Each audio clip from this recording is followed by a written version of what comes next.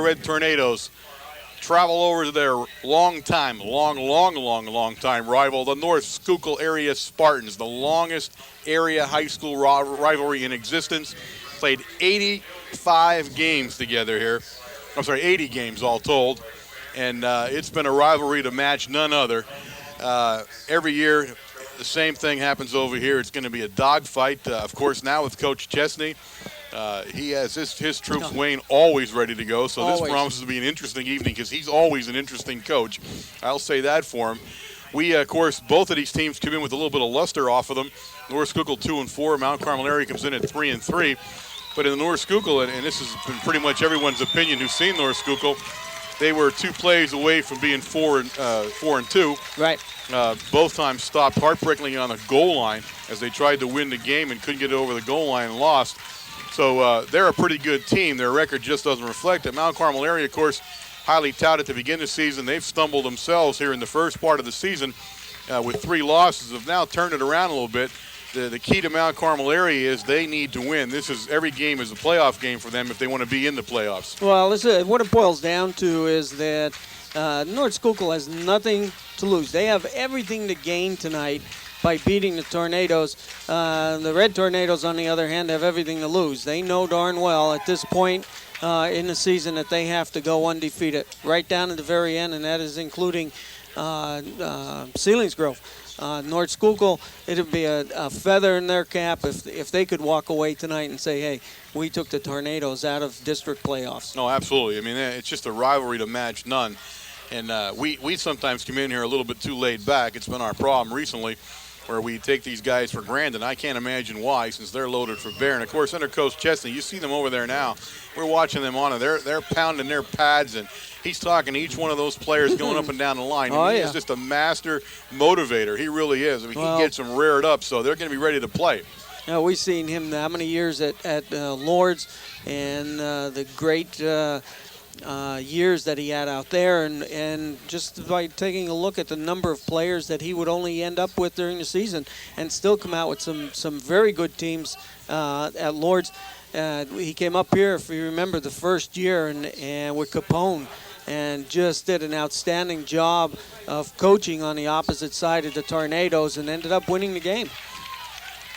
So Mount Carmel area comes in here almost healthy. They have lost Dara. Of course, Dara is lost for the season, right. So we will not see him. But other than that, they're probably the healthiest they've been since the season started, since the opening game.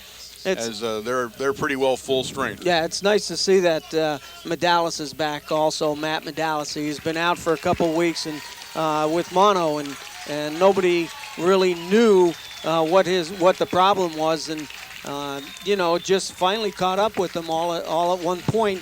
And it's good to see him back. He'll be playing limited time now tonight. Mostly offense, I think. Mostly offense that he will be playing. Last week, as you know, we're coming off a win from Marion Catholic, and I'll tell you what, we were sort of on offense doing exactly what we needed to do and starting to gel a little bit. Dave Shinsky had just a stellar game. 10 of 13 for 260-some yards last week. I mean, you couldn't have asked for a better game than that. And I think during the whole game, he hit about 5 receivers. Mount Carmel area will kick off. White Camp has it teed off. He's kicking down here to Chris Chuma, number 1, number 31, Fedeko. And it's going to go to Fedeko, number 31. He's coming up the field. He's got a head of steam on him. He's got a good return running, and he bursts it out over midfield. Late flag goes down. Now a bunch of them go down right at the tackle. That usually means North Schuylkill is going to be marching backward.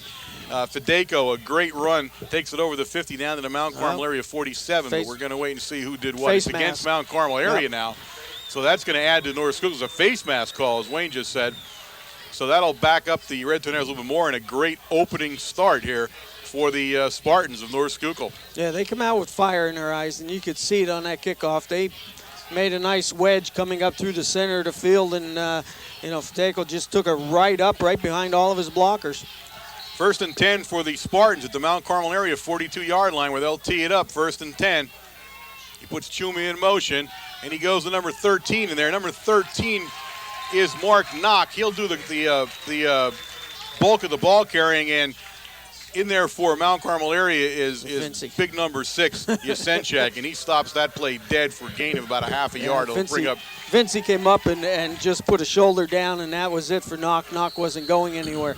Knock is their number 1 man last week. He carried 27 times for about 130 yards.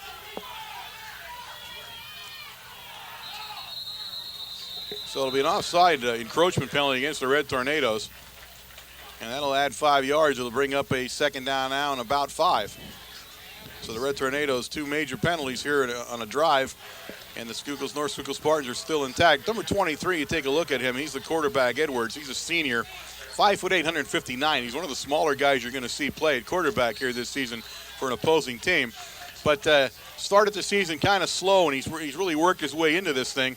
He did not pass much in the first part of the season, but we expect to see more of that as this game wears on. And here you see that first move there, and that's a nice pass. He was heading over for the big guy, Eric Woodward, and that's his favorite target. Of course, when you got Eric Woodward there at 6'2", he's going to be your favorite target, but a little bit overthrown. The Spartans were not known as a passing team until they tried a couple of times last week. Now, they were 0 for 7 last week, but apparently just now beginning to open up that passing offense as Edward gets a little bit more comfortable in it. Well, you know, as we've seen in the last couple of weeks, that this defensive backfield for the Tornadoes is going to be tested. We are playing with a lot of young and inexperienced boys back there. Well, it goes to Knock, and Knock is going to be brought down, and I don't know if he's got the first down or not. We'll see where they mark it. Very close. Ball's down along the Mount Carmel area, and this is a field that's always great. Yeah. The 34-yard line, where it's going to be 4th down now, 4th and 3 for the Spartans as the Red Tornado defense is stiffened here. Bierster just made an excellent move on a tackle that time and came in and, you know, just stopped it. That looked like it was going to pick up the first down all the way, and, you know, he just made that initial hit right at the line of scrimmage. So it's 4th down and 3, ball inside the Mount Carmel area, 35-yard line, and Edwards brings him up. He's got one guy in back of him, that's Knock. And he fakes it, and he has a sprint out pass. Buggy's all over him. And he's brought down there hard. That's number 69, Cuff. Cuff hit Edwards pretty well as he was about to throw the ball, and breaking the pass play up, it fell short. And the Spartans will turn the ball over right away here to the Red Tornadoes. Yeah, he gets up. He's limping a little bit. He must have he took a good got hit. Stepped on there by one of the tacklers. I don't know whether it was Cuff or whatever, but he took a heck of a shot. So the Red Tornadoes turn away that first threat from the Spartans and now take it over 1st and 10 for their first offensive series of the evening. Shinsky will bring him up, and he'll go right to Pilarski, and Pilarski digs in there over the 35-yard line. Ball's on the ground, but Mount Carmel area, I think, retains possession. They do. Ball will be placed down at the 35-yard line. It'll bring up 2nd down and 9 for the Red Tornadoes. And the Spartans coming in with the 5-2 defense, 5-man. We got a nose guard directly above Swanky, and you know, they're running from a slot position there. Now they'll move in out of that 5-2 into a 4-3 or variations of both. One thing about Coach Chesney, he is not the normal coach when it comes to that kind of stuff. Shinsky keeps it, and he's going to keep the ball as he goes around the end there. He's going to cut inside, takes it over the 40-yard line all the way up to the 42. He's about 2 yards short of the first down. It'll bring up 3rd and 2 now, and a nice run by Shinsky. That was a run all the way. I was watching that in the binoculars, and Dave wasn't even looking to throw that ball at all. He just turned the corner. He knew he could make the corner. The block was made on the defensive end, number 21, and he was looking for the first down. Well, 3rd and 2 now for the Red Tornadoes, and we go to Pilarski. I'm sorry, that's Matsura, and Matsura is brought down quickly in there by number 51, Andy Ginther, senior linebacker, and not enough for the first down. The Red Tornadoes will be put into a punting situation here as he gained barely a yard on the play. 4th down now. In fact, he lost about a yard in the play when I look at where they spotted it. It was a good stun in the middle of the line there, and Ginther comes in. He came right through the gap and made the tackle for a loss. So 4th and 3 now, and Shinsky's back there to punt, and he does, and he gets a good punt off. Goes down, and it's dropped down there. I'll see who was recovering the ball. I believe it's number 23, and it is. And that's Edwards, the quarterback. He covers the ball himself, so it'll be 1st and 10 North Schuylkill Spartans, and the ball sitting down at the Spartan 29-yard line. And again, you don't need anything deep. Dave put a lot of leg in that and got a lot of height, and it makes the receiver think a little bit, as you saw there. It makes you a little bit jittery because you know you have good coverage coming down from the defense. Puts Euban in motion there and keeps Knock behind him. And it goes to Knock, and Knock's going to pick up some yardage, about 2 on the play. He's brought down in there by number 69, Cuff, for the Red Tornadoes. It'll bring up a 2nd down and 8. Cuff playing a good game right now. He's protecting the outside and also containing into the center as he sees that the ball is, it's a straight dive to Knock. He just, comes down the line and makes the tackle.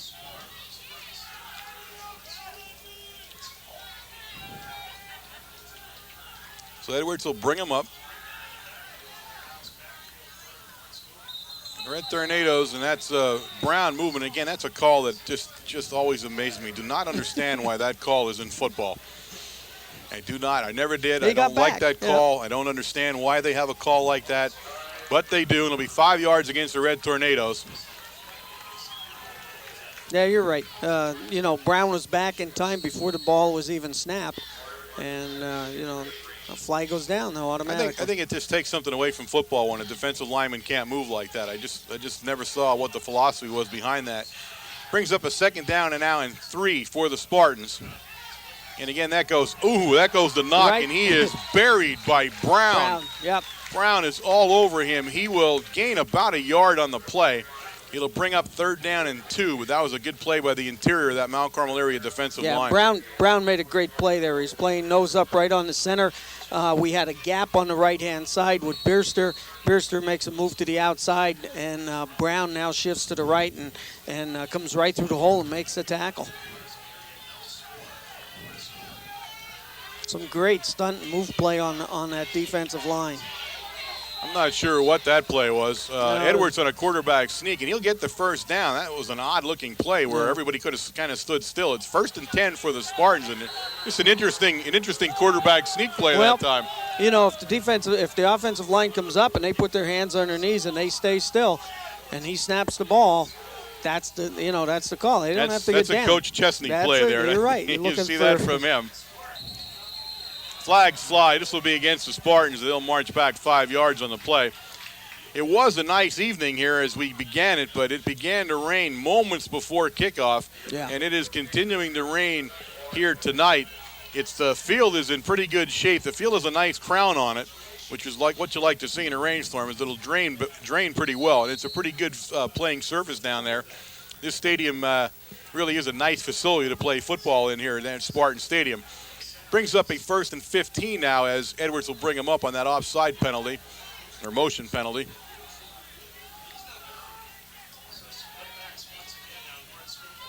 And he keeps Edwards now as the lone back in the backfield, and he hands it to Edwards. And again, Edwards is stopped dead in there. That's just Senchak, the big linebacker, the All-State candidate, fills that hole like a rock.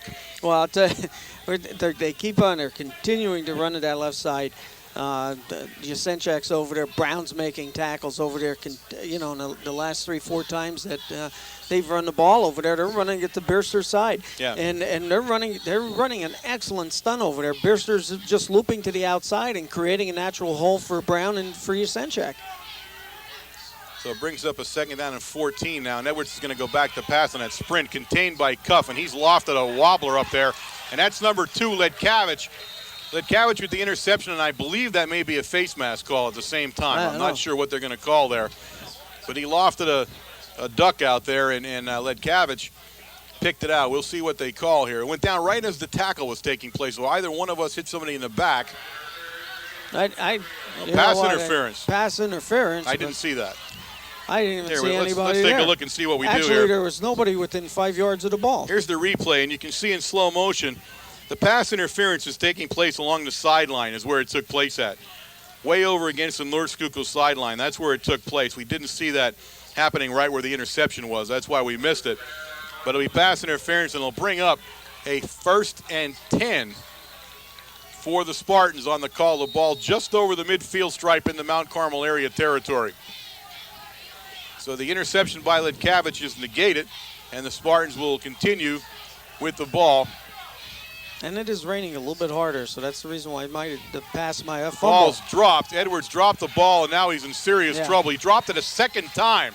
That's the second time after he picked it up. He recovered it again, but not before he's dropped back to the Spartan 45-yard line. And again, that could be because of the rain warning. Yeah. That last pass, he did throw it, and the here you see ball the replay. As you see, he's going back to pass. He tucks it back in, and now you're going to see it bounce one more time as he goes down. There it's loose. But he recovers it, so it'll bring up a second down now and 14 for the Spartans. It's starting to rain pretty good. Yeah, it is raining more heavy now as the evening wears on here. He puts Euban in motion now, and he's back to pass, and he's hit hard by Cuff. He was trying to set up a middle screen there. I don't know who it was exactly. I can't see the ball carrier in the screen area. I can't either. But he was trying to get a middle screen out there, and it just didn't go. Here you see it. And you see Yasenchek was in perfect position and pushed in the back there to get. He went up to get the ball right here, and he was tackled. If you take a look there. See, he threw to no one. Is one of the other things. There was no receiver in that middle screen setup. Now Edwards paid the price from Cuff. It's now 3rd and 14 on the play. But there is some disgruntlement here on the Mount Carmel area sideline. It should be. Over the play.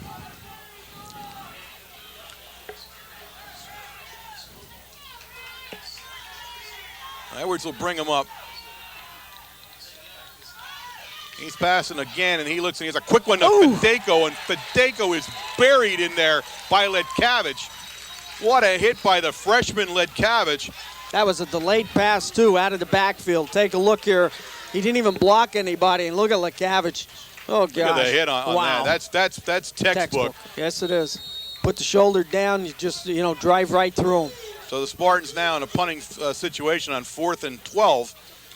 The ball sitting inside their territory at the 48, and Edwards, number 13, will do the punting chores for the Spartans. Back deep is Wargo and Leonovich. And that's a kind of a pooch punt. It's going to drop quickly and hit. Gets a good North Schuylkill roll, a real good North Schuylkill roll. And I'm thinking maybe that's the way he wanted it to kick it. It looked like it wasn't going anywhere for a minute.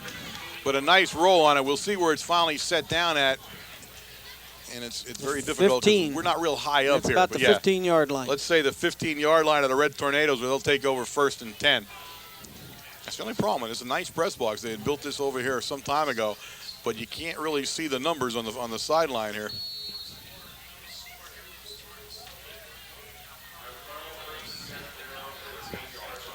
Oshinsky will bring him up.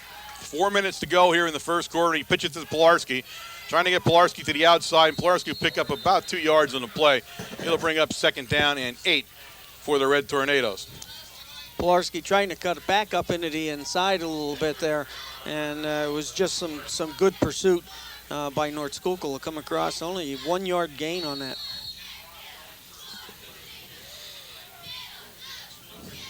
Rain continuing to fall now, which will change the offensive philosophies of both of these teams at some point as the night wears on. Or if it continues to rain like this field will start to show some deterioration.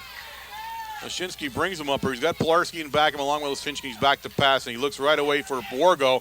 He's got Wargo over the 20-yard line to about the 21-yard line. Again, nothing deep, Warren, as you look here at this pass. This is only a quick 2 steps back, and he's already looking to Wargo out in the sideline. And, he hits him in the flat, hoping that he gets a man-on-man, and just can break the tackle, maybe pick up some extra yardage. 3rd and 3 now for the Red Tornadoes. High formation. And he's back to pass again. He dumps it over the middle now to the big guy, and that's Yasenchak, number 6, up at the 30-yard line for the 1st down. And they trail that big tight end across the middle. Here you'll see it in the replay. It's a great dive play, fake dive play by Lashinsky.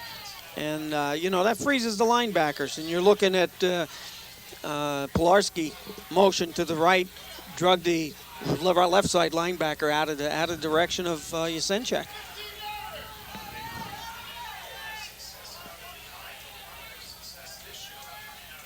We pitch it to Pilarski now, and he's going to try to get around that other side. And this time he's got a little bit more room. Gets the corner, and he gets it up to about the 34-yard line, where it'll be 2nd down and about 6. Good play here. Take a look at Cuff pulling, and also Brown right in front. taking on number 54 and giving Pilarski a little bit of room around the corner. A quick-moving game here tonight as we near the 156 mark here at the first quarter. This thing's gone fairly quickly. Yes, and we had some enough of passing so far and enough of penalties, that's for sure. Schinsky now back to pass again. Good protection. Now he's on the run. He chooses to run. He's going to be brought down for a loss on the play. Loss of about 2 yards on the play. It'll bring up third down now in the long 8. Now we see Matt Medalis, number 1 on the field now as a wide receiver. Welcome back to Matt. Some good defensive coverage there by North Schuylkill. All the receivers are covered, and Dave has to tuck the ball in and try to pick it up on his own.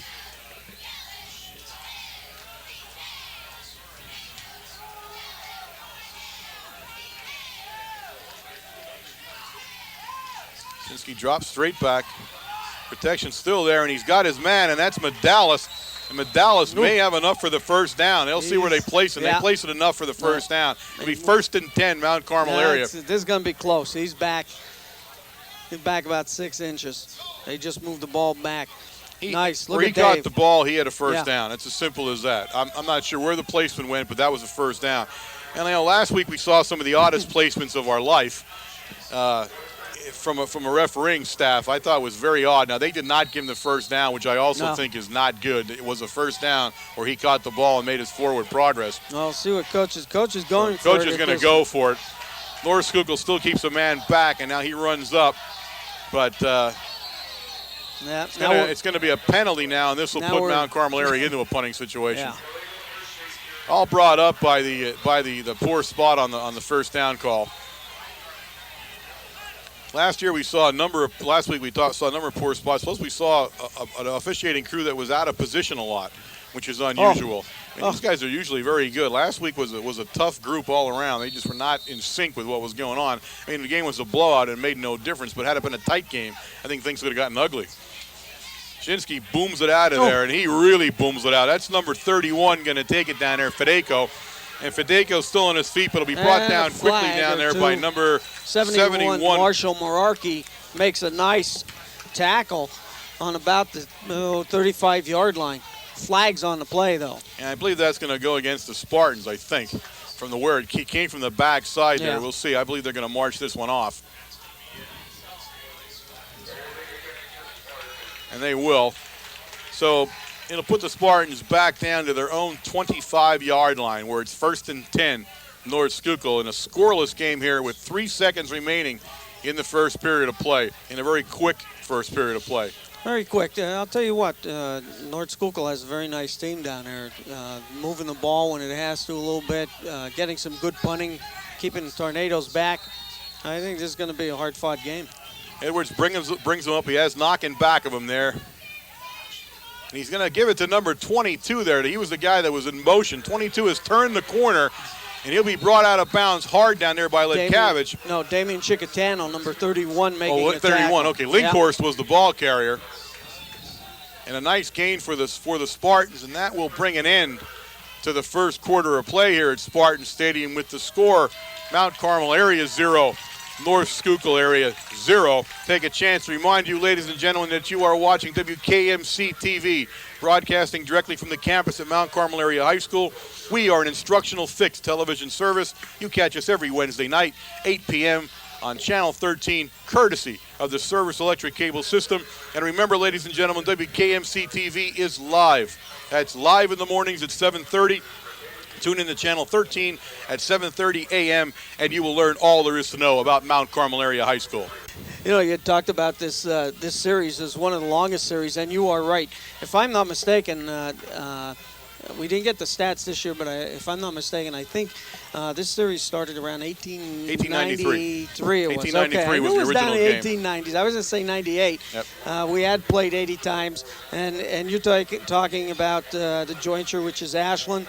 We played them 42 times, Frackville twice, Gordon once, and now North Schuylkill. This will be the 36th playing between these two teams. The Tornadoes have won again this series 68. North Schuylkill 11, and there was only one tie back in the with the Ashland. Believe it, and that gives you an 85.6% win.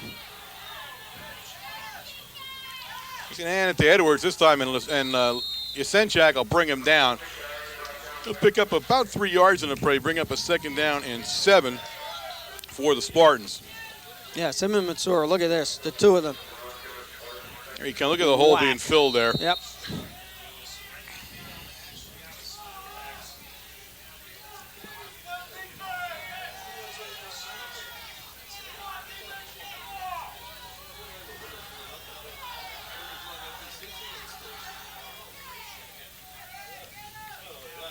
Edwards will keep knocking the backfield and back him as the lone back now, and that's who he's going to go to. And Knox going to pick up some yardage here.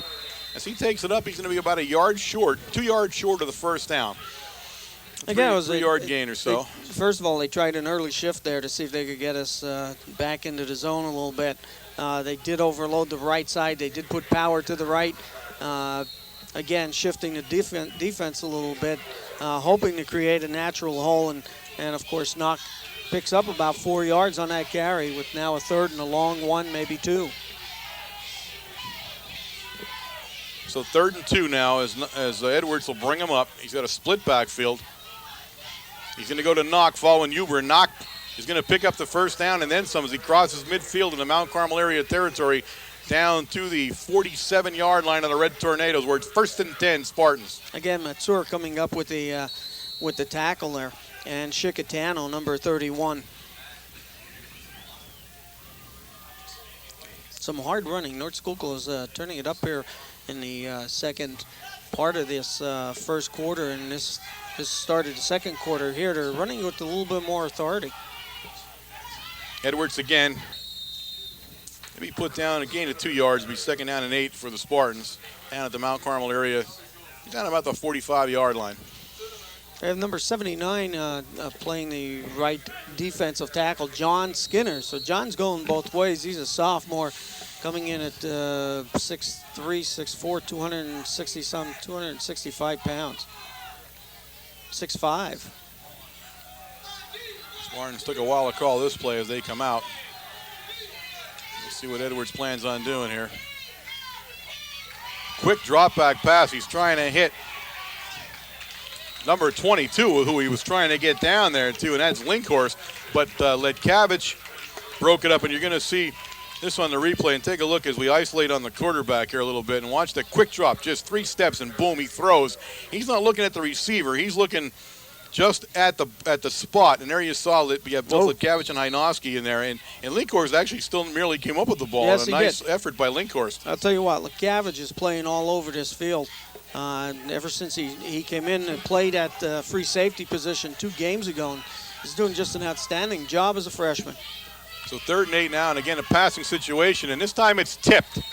I'm not sure who got their hand in there, but it's tipped. Edwards' ball falls short as it flutters after the tip, and it'll bring up 4th down now and 8 for the Spartans. With the Red Tornadoes turn the Spartans back once again.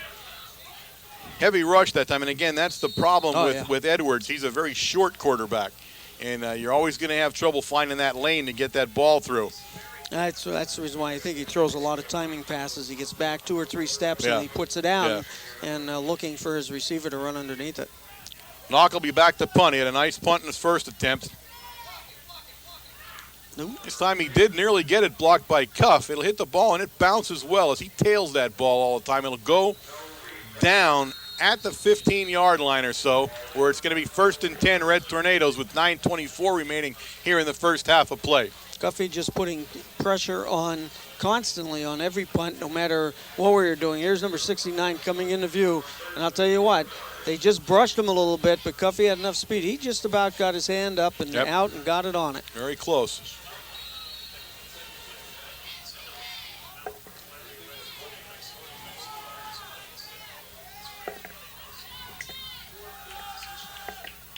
Shinsky brings him up. This goes right up the middle there, and I believe that's Matsura in the backfield.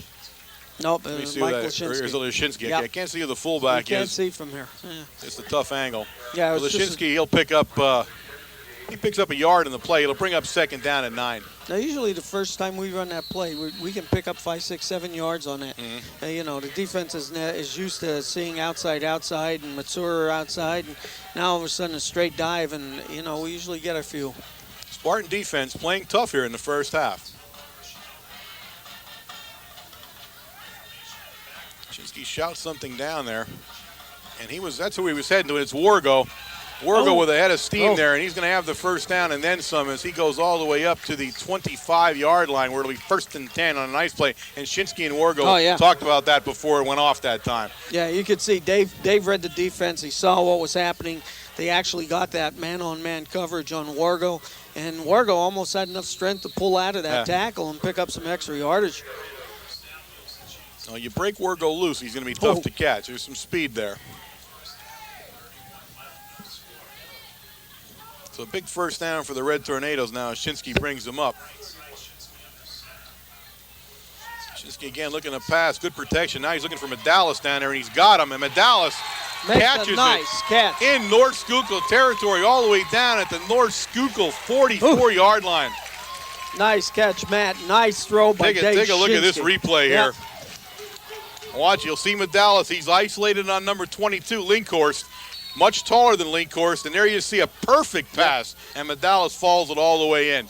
So here's the case here. You're looking at Medalis, and Coach had told us he was going to see limited playing time, and the reason is that he hasn't been on the field that much even to get his strength back. Shinsky's 5 for 5 here, and that's Pilarski. Pilarski will take it down over the North Schuylkill 40-yard line, down to about the 39. Pick up about 5 on the play. It'll bring up 2nd down and 5 for the Red Tornadoes. Now we take Lashinsky out. Lashinsky and Pilarski came out.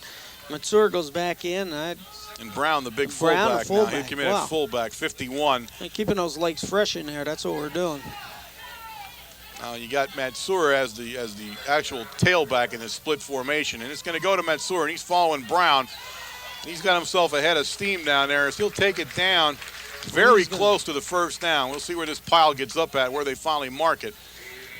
He's going to come up about a yard short. He'll bring up 3rd down and 1, Wayne. I think the Tornadoes at this point here offensively have said enough is enough. The defense has stopped on North Schuylkill, and it's our time now. And it sort of looks like we're starting to flex our muscle a little bit, show a little bit of strength here, and we're starting to put a nice drive on, taking the ball all the way from the 15-yard line. And we're now down to, what about the 35, I guess it is.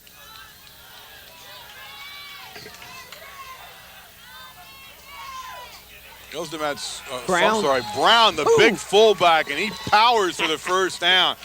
He's down to the 30-yard line, a 29-yard line, where it'll be 1st and 10 Red Tornadoes. And that was a quick opener to Big 51 there. Watch him. Take a look at Swanky and Skinner on the right-hand side, and Brown. Take a look at Brown putting his head down and saying, hey, we're going to pick up more than just the yard we need. We're going to pick up an extra 4.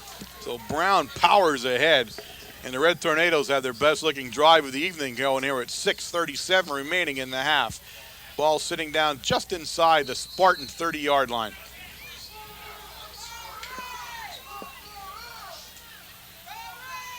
Lashinsky and Pilarski, and this time Lashinsky right up the middle.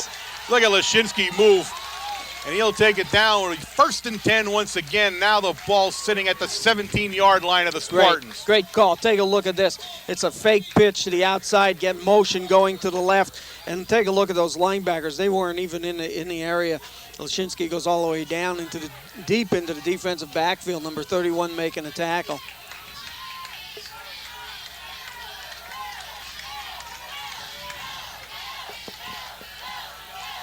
Lashinsky and Pilarski in that backfield are in a power I formation as Shinsky brings them up, and that's going to be offside against the Spartan defense. It'll be 5 yards. It'll bring up 1st and 5 on that encroachment penalty. Spartans are not getting out of their defensive 4-4. They've been in it the majority of this drive all the way down. And again, as we've seen a 4-4, you get blocking on the interior line, the defensive line, and 1 or 2 blocks downfield, you're picking up some good yardage. Ball on the 13 now as we go to Pilarski. Pilarski trying to get outside, and he does. And Pilarski's going to take it into the end zone. A nifty 13-yard run for Jared Pilarski here, and Mount Carmel area is on the scoreboard at the 5:37 mark. 6-0 Big Red. And you can see that play was designed to go off tackle. Take a look at the blocking here. Coffey coming out just to shield number 21. And that's Edwards, who he runs through there. And it's Pilarski's speed that gets him to the corner. There you have it, a nifty 13-yard run by Pilarski. Whitecamp, number 9, into the game now to attempt the extra point. Shinsky with the hold. He puts it up, and it is good. And that was perfect. That's even I call that before it went over. It was good. Hey, what a great drive, though. You're talking about starting on the 15-yard line, drove all the way downfield. Some nice play calling from the sidelines for Dave Shinsky, and it takes a lot of pressure off him. You take a look there. You got a few passes to the sidelines. You got one beautiful pass that went up to Medalis. Medalis makes an excellent catch on it right over his shoulder. And then from there, it was some misdirection plays with Mike Lashinsky picking up some beautiful yardage on that run, and it was just goal line from there. It was a 9-play, 87-yard drive, according to Jose. We have the pleasure of Jose next to us here, at least while it continues to rain. The rain has slackened off a little bit here as we move towards halftime. It's not raining as hard as it was in the beginning of the game. Well, you know what that means. I don't have to run down in the rain to get the stats. Right. He's right here. You got a short one today. In fact, you know what we're going to do? We're going to give him the headset and let him do it himself. He doesn't know that yet. We didn't tell him. No, he doesn't, but he's listening. Oh, is he? Okay. So it's now Mount Carmel area 7. The Spartans nothing here at the 5:37 mark, and Whitecamp tees it up. Wow. Nice kick by Whitecamp, and he drives number 22 down there, Linkhorst. As Linkhorst comes upfield, and Linkhorst will bring it up to about the 29-yard line, where it'll be 1st and 10 Spartans. Initial hit, number 30, Mark Kovaleski making the tackle, an open field tackle there. It's a great kick, though, by Whitecamp. Put him all the way down to the 5-yard line. So the Spartans will take over 1st and 10 here, trailing for the first time in the evening, 7-0 against the Tornadoes. And we'll see what Coach Chesney and his offense have in store here for the remainder of the half. As Edwards brings him up, he's got knocking back of him, Huber next to him. This is going to go on an inside handoff there to number 1, and that's Chuma, and Chuma is buried. Yasenchak, Brown, and Matsura bury Chuma for a loss on the play. About a yard loss. It'll bring up a 2nd down and about 11. If you want to watch some nice play, take a look at the defensive line here as we shift. We shift into a gap going from right to left. We move Brown over between the center and the guard and move John Skinner, number 79, over just slightly. And that is creating a natural hole there for Matsura and for Yasenchak to do whatever they want. Knock will be on a keeper around the end. And he could not get around Cuff as Cuff reached out and drug him down. He tried to get around, but Cuff got a hold of him, and Yasenchak finished him. He'll pick up about 3 yards on the play, 4 yards on the play. They'll bring up a 3rd down and 7. Nice play by Cuff. Great recovery. Again, you know, for some unknown reason, North Schuylkill just keeps on running to their left, right over John Skinner. And between John Skinner and Cuffey, they're doing a great job containing everybody. Now for John Skinner, we have number 56, Eric Beaver, in playing that right defensive tackle. So now he has no one in back of him as he does that quick pick again. He's trying to hit Woodward, and too low for Woodward. It'll bring up 4th down, and the Spartans will be forced to punt.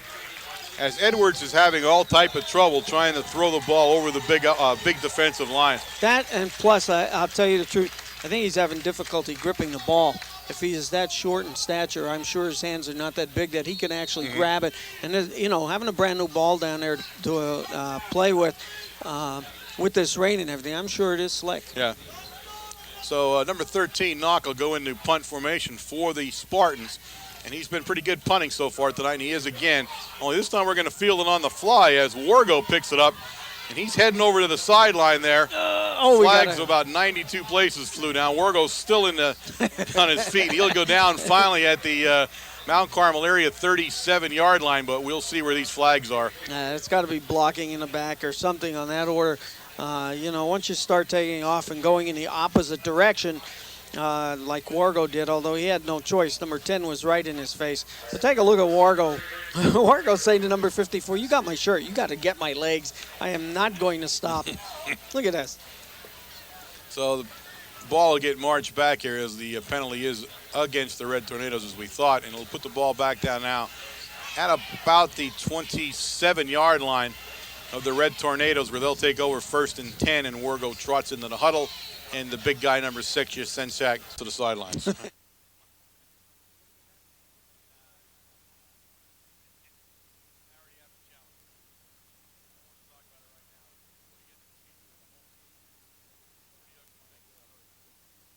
Be my final day on earth.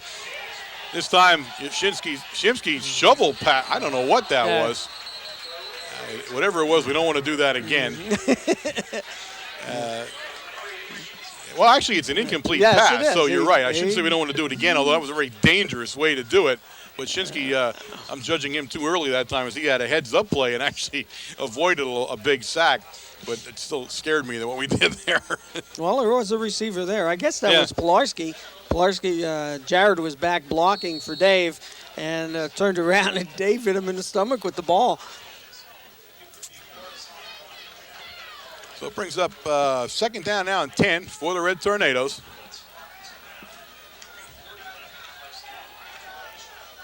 Matsura in motion, and now everybody's going to follow him. That's Pilarski on the carry, and he takes it up to about the 29-yard line. Gain of 2 on the play.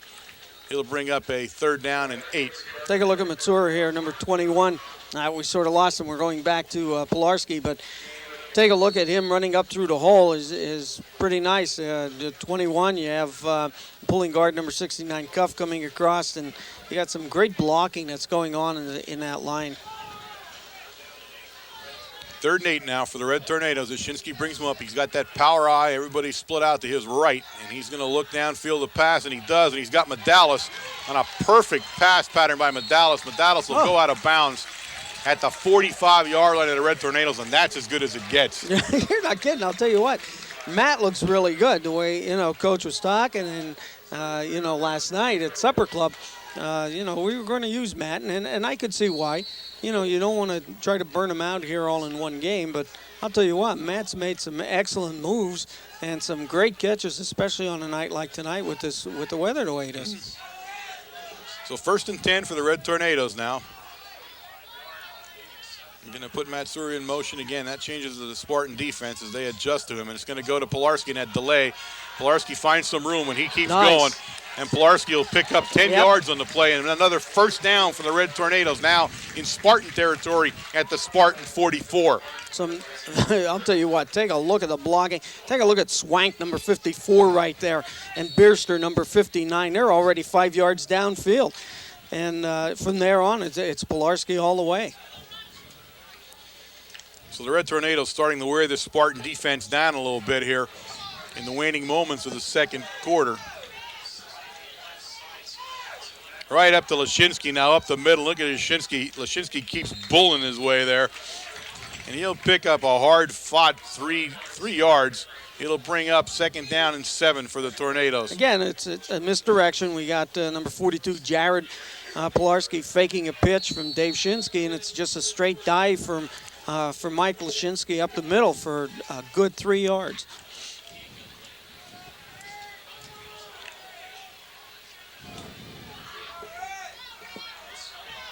Two minutes now remaining in the 2nd quarter. A couple of fakes. He rolls out, looks downfield. He has plenty of time. He was trying to head down there to Buggy. That was the big tight end he was looking for, but doesn't hit him. So it'll bring up 3rd down and 7 now for the Red Tornadoes. Nice fakes. We got a straight dive to Lashinsky, 42. We got Jared Pilarski, but he has more than enough time. It just looked like it took off on him a little bit there.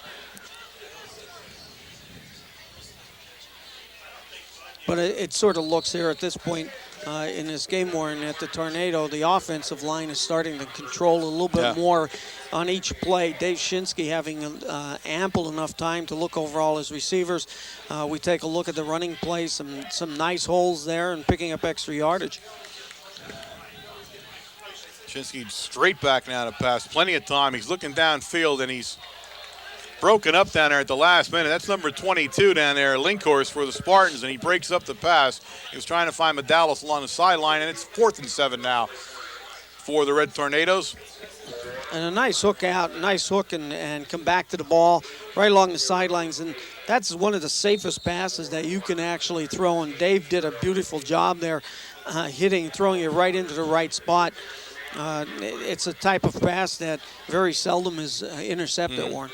So the Red Tornadoes opt to punt here to pin the Spartans back. And Shinsky gets off a nice punt. He punts it away from both Spartans now. And it's going to bound its way out of bounds all the way down. My goodness, I believe he's inside the, you're on the the 5-yard line, yes, right around the 5 where it went out we got at. a flag back here. It's on the Tornadoes. What was the call? I have no idea. I would say probably it is motion.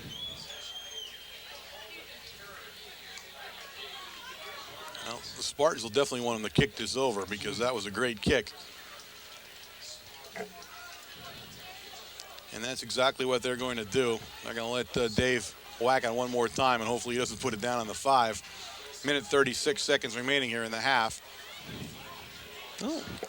What was that, a motion? I have no idea. That was not a motion.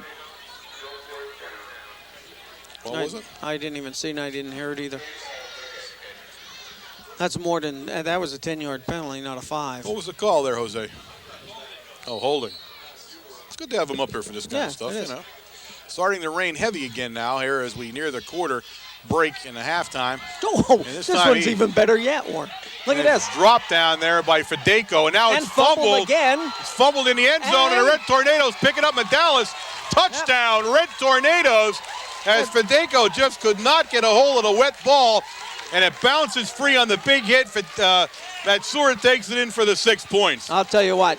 The key there, and I told you before, it's not those deep punts that Dave has been doing. It is the high punt. The high punt, it gets Fedeko that receiver down there. Yep. I can't see who put the big hit on him. He came at an angle, but whoever did it, and that's the, I can't see, but see Matsura walks in unobstructed. Yes, 4-yard line. So Whitecamp in now for the kick, and he booms it up there, and it is good. So just that quickly at the 125 mark of the second quarter, Mount Carmel area now punches out to a 14-point lead over the Spartans of North Schuylkill. Okay, you talk about Dave and his high punts there. You know, you get them up, you get that receiver back there, and he's watching the ball all the way, and you get happy feet down there. You start to move a little bit, Warren, you know, anticipating what's going to happen if you catch the ball, this and that, and it just takes you out of focus of where the ball's at. My feet are never happy. Aren't they? No. Your feet are well planted on the ground. I know that. They don't get happy much. No. So Whitecamp's got it teed up there. Take a look at the receiver. He's back on a 5-yard line. That's where Whitecamp placed it the last time.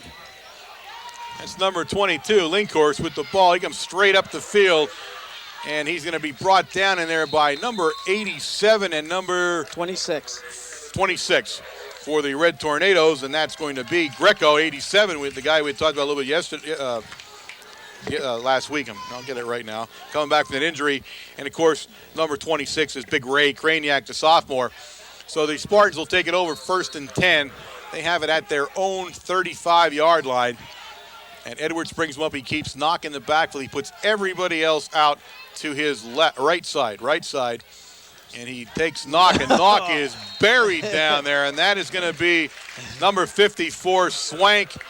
And I believe that's Brown, too, if I'm not mistaken. That's going to be, it is Brown. Take a look at the shift. The shift went right into the flow with Brown shifting over into the gap, and so did Swank. And I'll tell you what, nice little stunt play there, and it just freed the two of them up, and I'll tell you what a hit. So raining heavy now as the half is about to come to an end. Fumble. Dropped the ball again, and Edwards has had his problems with the ball tonight. Just cannot hold on to it. He recovers it again. But it's going to be a timeout by the Red Tornadoes, who now think with 37 seconds left in a 3rd and 11, they may get the ball back. Well, you know, and you can't blame Coach. You don't want to mess around with North Schuylkill. You know, we had and everything was, you know, heads up all the way until about 4 minutes into the second quarter there, and they played some tough football. So you don't want to, you know, give them too much leadway here. with only 37 seconds left. You want to force them into punting the ball. You get the ball back, and you control it until the very end of the half. Take a moment to talk about Supper Club. Of course, every Thursday night, 6:15, back room in Matucci's there. Come once, come every week, come anytime you want. We're glad to have you. It's just an absolutely great time to meet these young men, and we have the cheerleaders with us. And last night we had the training staff with us. I was glad to share some food with those guys. They're a great crew. You see them on the sidelines every week, and we got to sit down with them and have some good times with them. So it's always nice. And again, next week I believe we're having the chain gang on. Someone's coming next week. I forgot what Phil had told me, but just a great time all around. So if you get a chance, you want to stop down to Matucci's, and of course the Matucci family. There's not much more I can say about them. I've said every good thing you can, and there's not enough. Edwards under pressure now, and he gets it out to Linkhorst. Oh, did you see Ben Hynoski? Yes. Go by. And he was going for the interception. Take a look at the three boys. Here we go. Cuffy, Swank, and Buggy coming back. The three Musketeers. They put a vicious hit. There's Hynoski, and he just barely misses it, and he'll be put out of bounds there. Finally, but I believe by Litkavich, but it'll bring up it's going to bring up where? A third down now and about we got 11. A flag there. Apparently there was another flag on the play here somewhere along the line. Unnecessary roughness. On who? Tornadoes. Who do we rough up? Oh, the quarterback maybe? Or I have no idea. They might be calling. I didn't see the flag at all. I didn't either. I didn't see a flag on the ground, but they must have called a late hit on the quarterback. So that's a big one. It puts the ball in Mount Carmel area territory with 29 seconds left. The ball now at the Mount Carmel area 40-yard line. A Spartan player is down on the field, and is it Edwards? Okay, I thought maybe it was. I couldn't see the number. The quarterback is down. He's being attended to now out there, and I hope everything's all right with him. Certainly, you want to play a competitive game, and you don't want anybody to get hurt. You especially don't want one of the star guys here that keeps this thing, the team moving, hurt. So we'll see what goes on there. Coach or Doc Greco from Mount Carmel area also out there along with the Spartan medical staff, and they're checking him out. Edwards is a pretty tough kid. Edwards, if you remember that name from wrestling, real tough wrestler here, and of course a tradition of wrestling at North Schuylkill, unmatched probably anywhere. So if you're considered a tough wrestler at North Schuylkill, you're a pretty tough hombre, I'll tell you. And he is. So we'll see what happens here as they attend to him. He still has not gotten up, and here he goes. They have him sitting up now. And as soon as they tell him what hit him, they'll get him up, and at least he has the cushion of halftime. With 29 seconds remaining here, they can get into the halftime and get him, straightened out again. He looks pretty alert right now as we see him on the camera. He just wants to know what hit him, that's all. If they can just tell him what it was, he'll be fine. I'll tell you what, the amount of pressure that he's had in this first half is a little bit more than what some other quarterbacks have taken. There he goes, he's up, and that's great to see. Edwards stands up, and he'll walk off that field, so I'm sure we're going to see him again. Into the lineup for the Spartans now will be number 10, and that is Mark Edwards. So Matt Edwards walks off. Mark Edwards, number 10, comes in, and he'll be the quarterback here for the final 29 seconds here of the half.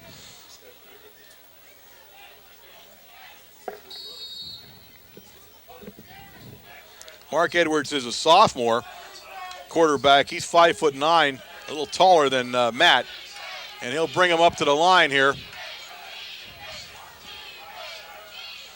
He has Knock in back of him, and I'm sure we're going to have a handoff here in the first quarterback.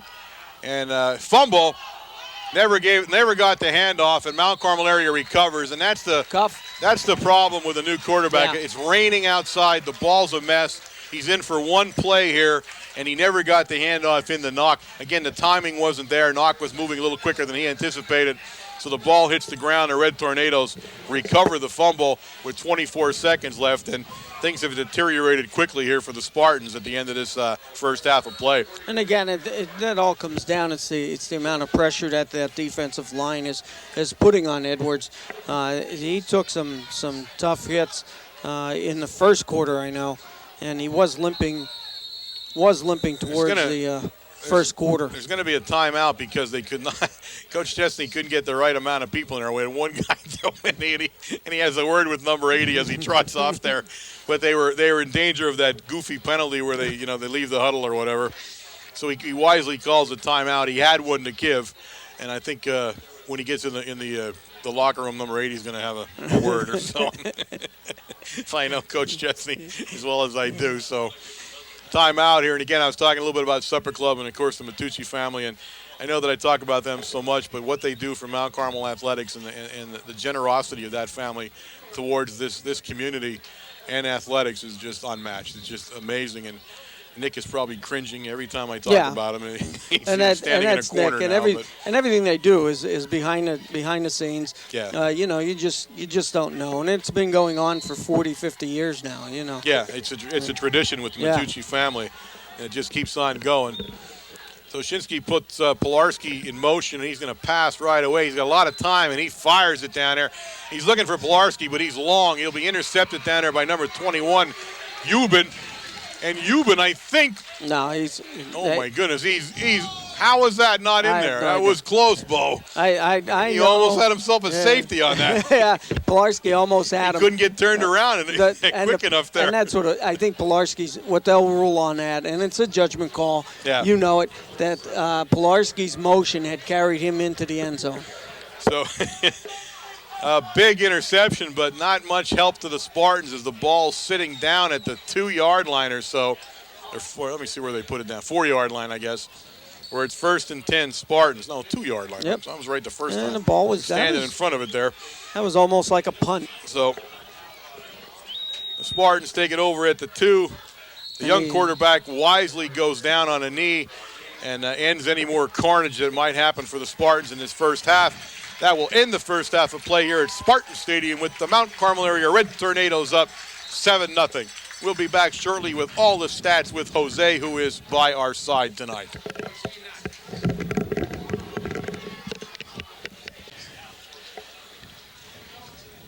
Okay, gang, we're back here to start off this second half of play, and I think from what I've heard, I better tell the right score. It's actually 14-0. I believe I ended this on a 7-0 score. Oh. Trying to keep it interesting.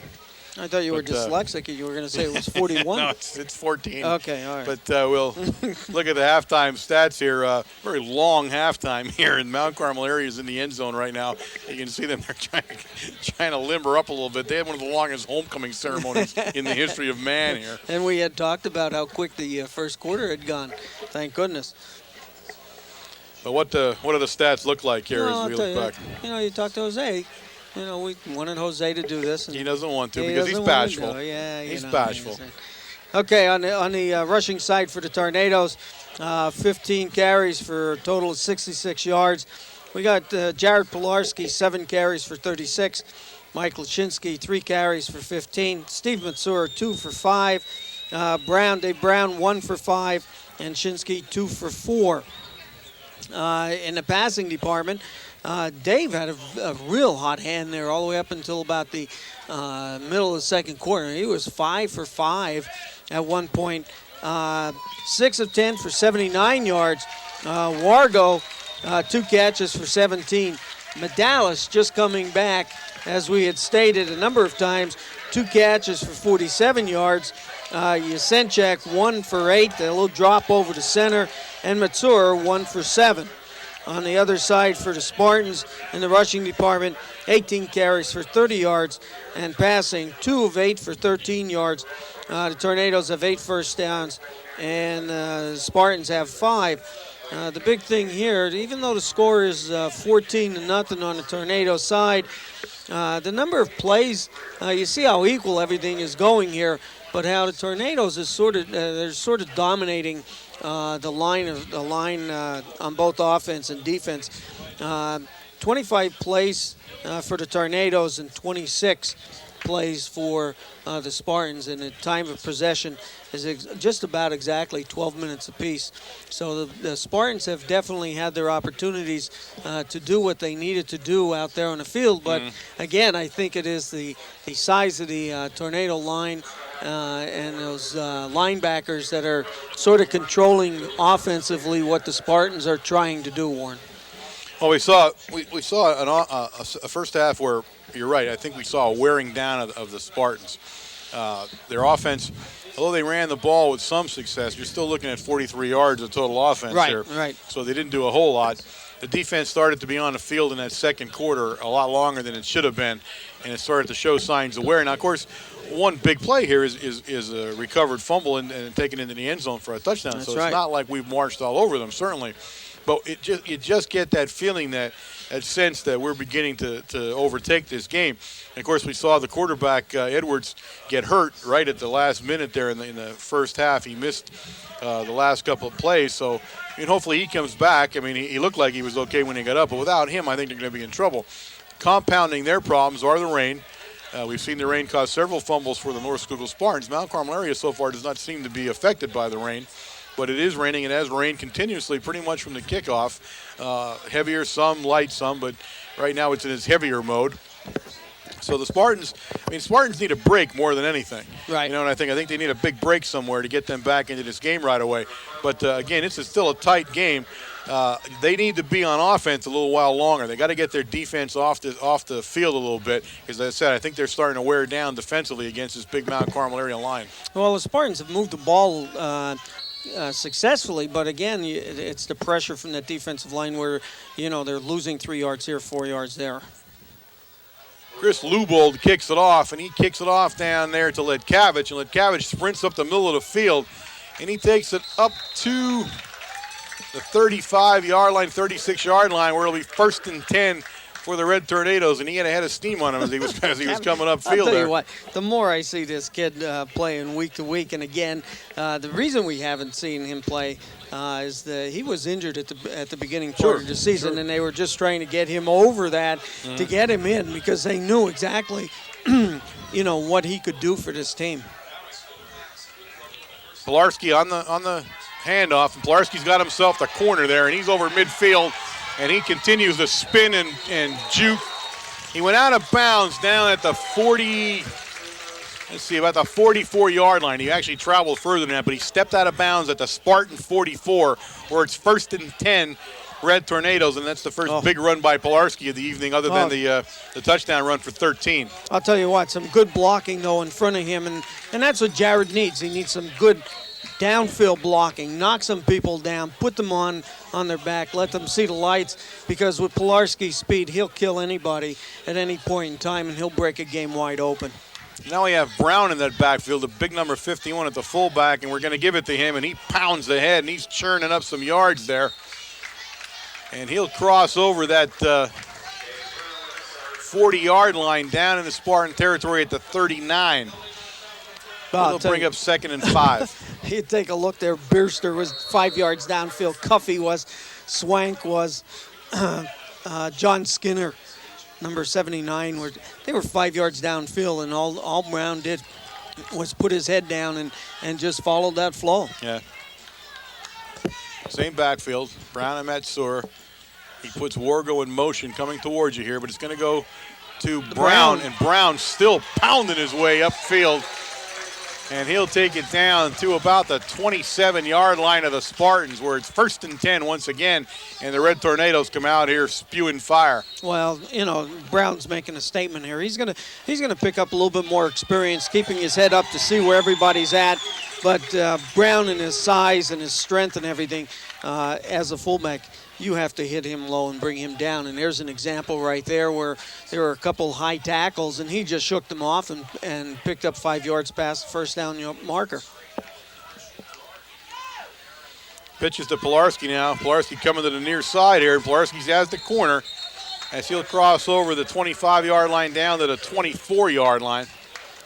It'll bring up 2nd down and about 7, where they placed the ball at finally, where he went out of bounds at. Again, a tough vantage point right in front of the bench. We can't see where they go until they place it. Actually, it's a 4-yard gain where they finally put it down, and so it's 2nd down and 6 now for the Red Tornadoes. I'll tell you what, we're starting to shift people in and out. Everybody's getting some experience. Look at Brown's back in, and now Matsur is running behind Brown as the tailback. So Matsuura's learning where Brown's going to be at any point in time as he's going through and blocking. But take Brown, a look at Brown. Look still. at this. Look at this run. Oh, my goodness, ladies and gentlemen. That's running. Big Brown, 51, and he just pounds. Yeah, nearly have his jersey ripped off him there. That's hard-nosed running for a first down now. Ooh. He's down at the Spartan 14-yard line. And again, you can see that offensive line just blowing some holes on that right-hand side with Cuff, the guard, and Bierster to tackle. 4 carries for 31 yards now for Brown. Now we go to speed. Pilarski. Pilarski has the corner over there. He's heading for the end zone, and he's in. And there it is, ladies and gentlemen. Again, about a 14-yard run this time. His last one was 13. Jared Pilarski for the touchdown. And at the 9:59 mark here of the third period, it's now Mount Carmel area 20.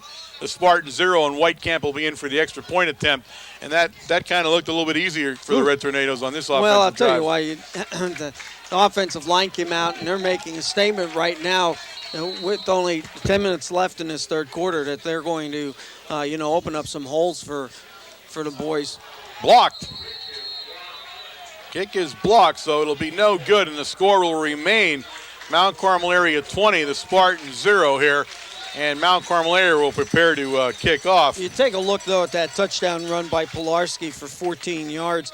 That was all set up by Brown. Mm-hmm. Brown running the ball 4 times consecutively off the right side. And what happened was the defense shifted into the center of the line a little bit and made that natural lane for Pilarski to get outside and 14 yards right into the end zone. So the Red Tornadoes making a statement here to open up this second half of play. And the Spartans now in a little bit of a hole here as the rain continues to fall here at Spartan Stadium.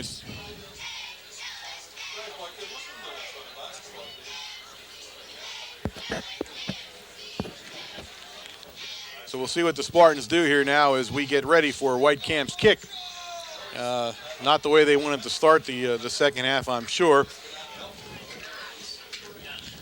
But you talk about some blocking, though, yeah, on that right side of the line with Bierster and Guff over there and Swank, and those straight dive plays with Brown coming right up behind him.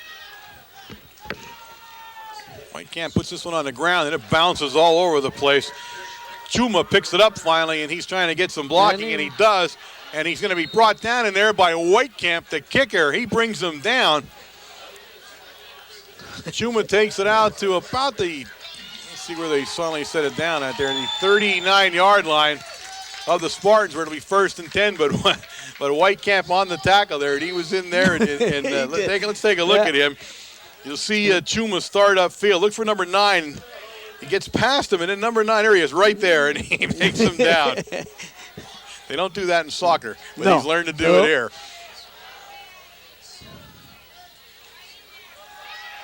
Edwards back to pass, and it's incomplete. I thought he almost had him. Now it's Matt Edwards, number 10, Mark Edwards, number 10, the younger Edwards, the sophomore who came in at quarterback. So number 23, Matt Edwards, did not start. Now, take a look at Cuff that time. Cuff had 3 guys on him and still contained Edwards to the inside. He did not want Edwards getting to the outside. You take a look at number 2. You want to watch some great free safety. LeCavage is just at this point all over the field. He has an eye for where the ball is supposed to be at, and coming over to help Ben Hynoski that time. Mark's going to air this one out. He's trying to get to Woodward. And well covered down there by Hynoski. We'll see. There's a flag on the play right before the snap of the ball. We'll see what happens here. I think 81 was, a little bit over the line before the ball was snapped. And that's right. Illegal motion against the Spartans. So it'll be a 5-yard penalty. He'll bring up a 2nd down and 15 now. So unfortunately for the Spartans, the starting quarterback number 23, Matt Edwards, not in the game on offense. And his younger brother, the sophomore, Mark Edwards, will be the quarterback, it looks like, probably for the remainder of this game. The Tornadoes refused that penalty, and it's now 3rd and 10. 3rd and 10. That was a good move there by them. I didn't see them refuse it. They were walking backward. I thought they took it. So 3rd and 10 now. Edwards brings them up. Obvious passing play, and he does. And he's looking down here for Woodward. It's intercepted by Litkavich. Litkavich picks it out of the air. The freshman, Litkavich, he goes down about the 45-yard line of the Spartans on an absolute beautiful interception. Take a look at this, folks. He sits up perfectly for this play.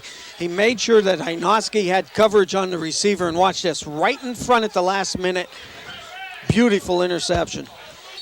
That's what I said about Litkavich. We were, been watching him the last 4 plays there, and he is right where he has to be, to help out. And that's why it's called, he's a free safety. He's supposed to be all over the field. He has to take from one hash mark to the other. And you're seeing a glimpse of a future with that freshman, Pilarski, and he is buried down there. That's number 51 for the Spartans. Andy Ginter, the senior linebacker, and he hit Pilarski with a head of steam. Pilarski got up looking around on that one. It'll be a loss on the play. It'll bring up a 2nd down and 11 for the Tornadoes, but Ginter with a great play. Ooh. That was definitely a hard hit. There was nobody touching Ginter coming through there. Pilarski's asking in the huddle, who was supposed to get 51? Who was supposed to block that guy? So Lee Pilarski is alone back, and Lashinsky over here to the right with Medalis in motion. We pitch it, and we're going to reverse it. And it's Medalis, and he's trying to get around a corner. He had to go deep to do it. I'm sorry, Litkavich, not Medalis. It's number 2, Litkavich. Made a nice run there as they had deep penetration on the reverse, and he had to step pretty far back. He'll lose a yard on the play. It's going to bring a 3rd down and 12 now for the Red Tornadoes as the Spartan defense has stiffened. Here comes 1 now. It's 1 and 2. Is it? 1, 2. Okay. And Medalis is in. Litkavich is out. I'm practicing here. And the freshman has his hands up like, what happened there? You know what, though? You can't mess up Medalis, Litkavich. The names. Sure you can. I can mess any name up. Okay. I'm completely, perfectly assuring you that I can do it. We finally got you straightened out with Lashinsky. Yeah, I know. Okay. Well, some of these guys need to change their name, too. Downfield, nice. And that's Look Medalis. at that, down at the 25-yard line. 21, Matsur makes that catch going backwards. Who did I say? Medalis. Jeebers, Christmas. It's the M thing again, Well, we're going to change names then. Okay. That's it. I'm going to suggest this to Coach, and by next week, we'll have completely different names. Take a look at this. So, turns around. Nice play. 21, Matsur, and make it. We'll wreck this whole right. name thing completely before I'm done here tonight. All right, Shinsky. Dave Shinsky brings him up. And he's going to hand it off in there, and that is Matsura. And Matsura is going to take it down to the 18-yard line. I was doing so well until you showed up. I think it's easy, huh? So to bring up a 2nd down now and 5-yard gain on the play for Matsura. M's and L's and Jeevers. Lashinsky, Litkavich, Jeevers. And a couple of guys like Brown. I don't get Brown. Yeah. I don't mistake that one. I got him right. Give me some easy names here. And there you have Brown. And Brown has stood up there. That's Edwards is trying to corral him. Knock, number 13, is trying to corral him there, and he does finally. So a little bit of a loss in the play. It'll bring up a 3rd down now and a long 5 for the Tornadoes. And that time, Knock made a nice play on the big fullback. Yeah, but I'll tell you, take a look at the tenacity of Dave Brown when he's carrying that ball. Oh, yeah. You have to make a tough tackle. You cannot hit him at the shoulder pads and think you're going to take him down. So 3rd and a long 5 now for the Tornadoes. And Shinsky hands it to Matsura on a quick. He dropped it, and he got it right back to him. Fell right back into his arms. That was a pitch. That looked like it was a pitch to Jared Pilarski coming around the right-hand side. Take a look at this. Nice play. But it was like a pitch, and he picked it out of the air as a straight dive. Here it comes. Take a look at Pilarski, but the pitch goes to Matsura. So Matsura, things go right, they go right. As Knock actually kicks it back to him as it hits the ground. It's a 1st down for the Red Tornadoes, and it's 1st and goal now from. Nope. I'm sorry, it's 1st and about 10 right from outside the 10. They can probably get the first down at near the goal line. It'll be offside or motion on the Tornadoes. The ball sitting right outside the 10, so it is not a first and goal situation. I don't believe the scoreboard was showing it as first and goal. Oh, they were? Yes.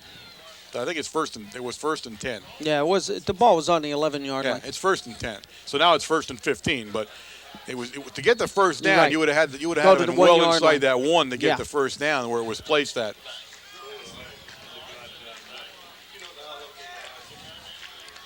So the Red Tornadoes will start now 5 yards back. There's 5:35 remaining here in the third quarter of play at Spartan Stadium.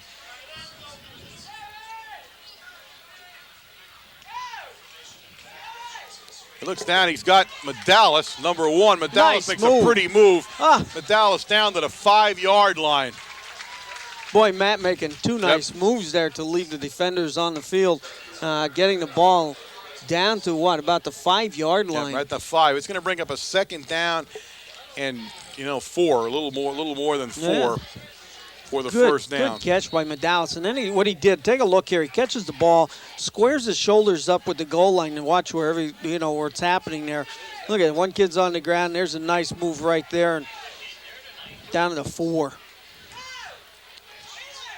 Right over the middle there. We saw that once before. Yasenchak, the big tight end. Oh. Touchdown, Red Tornadoes.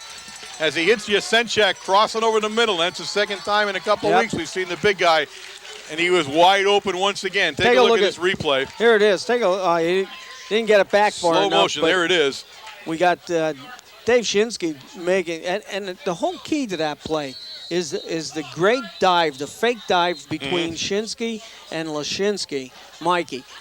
Freezes those linebackers, and that's what gives Yasenchak enough time to find the open space. And Dave Dave does such a nice job of just laying it out there for Vincey to catch. Nobody near Vincey. Euban was the only guy close to him. That's up and good by Whitecamp. So at the 4:44 mark of the third quarter, it is now Mount Carmel area 27. The Spartans of North Schuylkill nothing. And now the Spartans are in some pretty serious trouble as far as trying to win this game. Well, they're in serious trouble regardless, because I think the line I think is starting to show a little bit of dominance here. As soon as they came out and took the opening kickoff to start the second half, driving right down the field. And again, I think they're just starting to wear the Spartans out a little bit. It does and look good. You can see the great blocking by the line with Cuff and Bierster, John Skinner on the other side.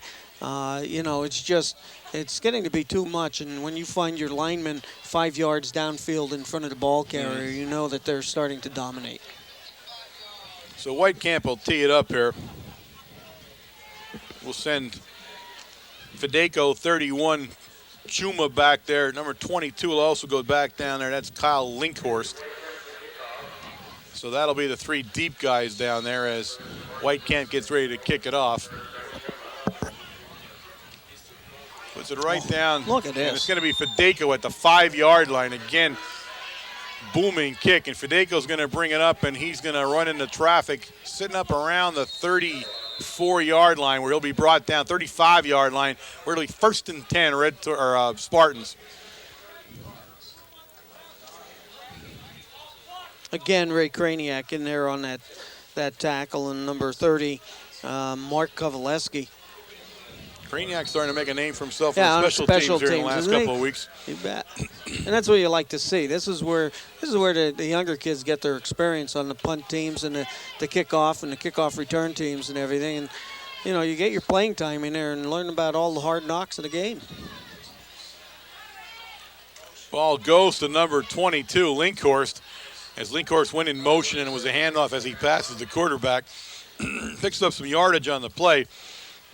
Picks up about 7 on the play. It'll bring up a 2nd down and 3 for the Spartans. Yeah, we got Spartan down the field. Spartan on the field, and it could be Linkhorst. It could be the guy that carried the ball, 22. number 22. It is. And he's got a cramp. You can see Cramp. the way that Yeah. toe is jammed out there. Ooh. When you see the toe like that, you know he's in trouble. Yeah, but your Spartans toes are out aren't there. like that, and you're always in trouble. Yeah, well, my toes really don't have any movement whatsoever anymore. My Nothing? toes, I'm not even sure my toes are connected to me. Have you seen your toes? No, that's what I mean. I'm not sure if they're even Oh, connected any okay. longer. I mean, they may be, but I really don't know. I don't use them anymore anyway, so what's the Really? difference? No, come on. So we attend to a cramp down on the field there for Linkhorst. Number 22, Kyle Linkhorst is a junior. Running back, wide receiver, defensive back, 5'9", 155 pounds.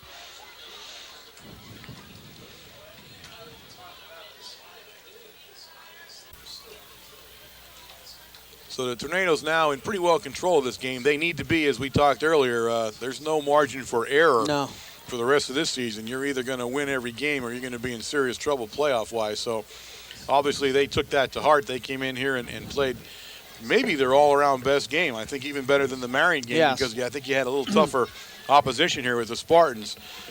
Spartans losing their quarterback for the second half of play, which I'm not sure. I mean, I don't know how much that affected them one way or the other. The young quarterback looks pretty good, the younger version of Edwards, a little taller, although I'm sure he doesn't probably run the entire passing game maybe quite like his brother would have. Well, again, you're right. We have to do everything right. We have to start now. We started last week. Dave had thrown a great game offensively to as many receivers, I guess 5 or 6 receivers last week, if I'm not mistaken, from the stats that Jose had given us. And, again, continuing this week, having a very, very good game passing the ball, especially with the weather like it is. Yeah. Rain continuing to fall, only very lightly right now. It is a lighter rain than it probably has been all game here. We weren't forecasting to have rain at all. But no, in fact, the rain was supposed to hold up until after the games today. The other thing that you really have to look at and worry about here is the teams that you have beat. And it is true that we do have to go undefeated for the rest of the year, but you're sort of hoping at this point that Selinsgrove would go undefeated until that final game because you would garnish quite a bit of points from them. At this point, at halftime, they were losing the game. I think they were playing Blue Mountain. Yeah. And they were losing the game, which would certainly hurt us. Selinsgrove was beating Blue Mountain. Oh, they came back. By now you know that, but they were winning 21-10 at the time we heard it. So young Edwards now back to pass, a quick one. He's looking right over the middle there for Woodward, number 81, Eric Woodward, and he can't hit him. And the pass offense for the Spartans has been not much to talk about so far tonight. Ben Hynoski is right in position to make any type of a play right there. And this is a very quick pass. Quarterback Edwards goes up, and he just 2 steps back, and he's turning and looking to throw the ball. 4:08 now remaining here in the third quarter, and this game has come to a slow crawl after what was a very, very, very fast first quarter. And I think it all went back to the 7-hour homecoming halftime. I'm past my bedtime already. That's going to go against the Big Red. That'll be an encroachment, or whatever it is they call that play that I don't like. And that should be enough for the first down. If they only need 4 yards, it'll be a 5-yard penalty, so it'll be 1st and 10 for the Spartans. Yeah, we're moving some people in and out. Mike Lashinsky was in at the linebacker position that play. Rich Greco is over number 87. I think he's playing defensive tackle at this point.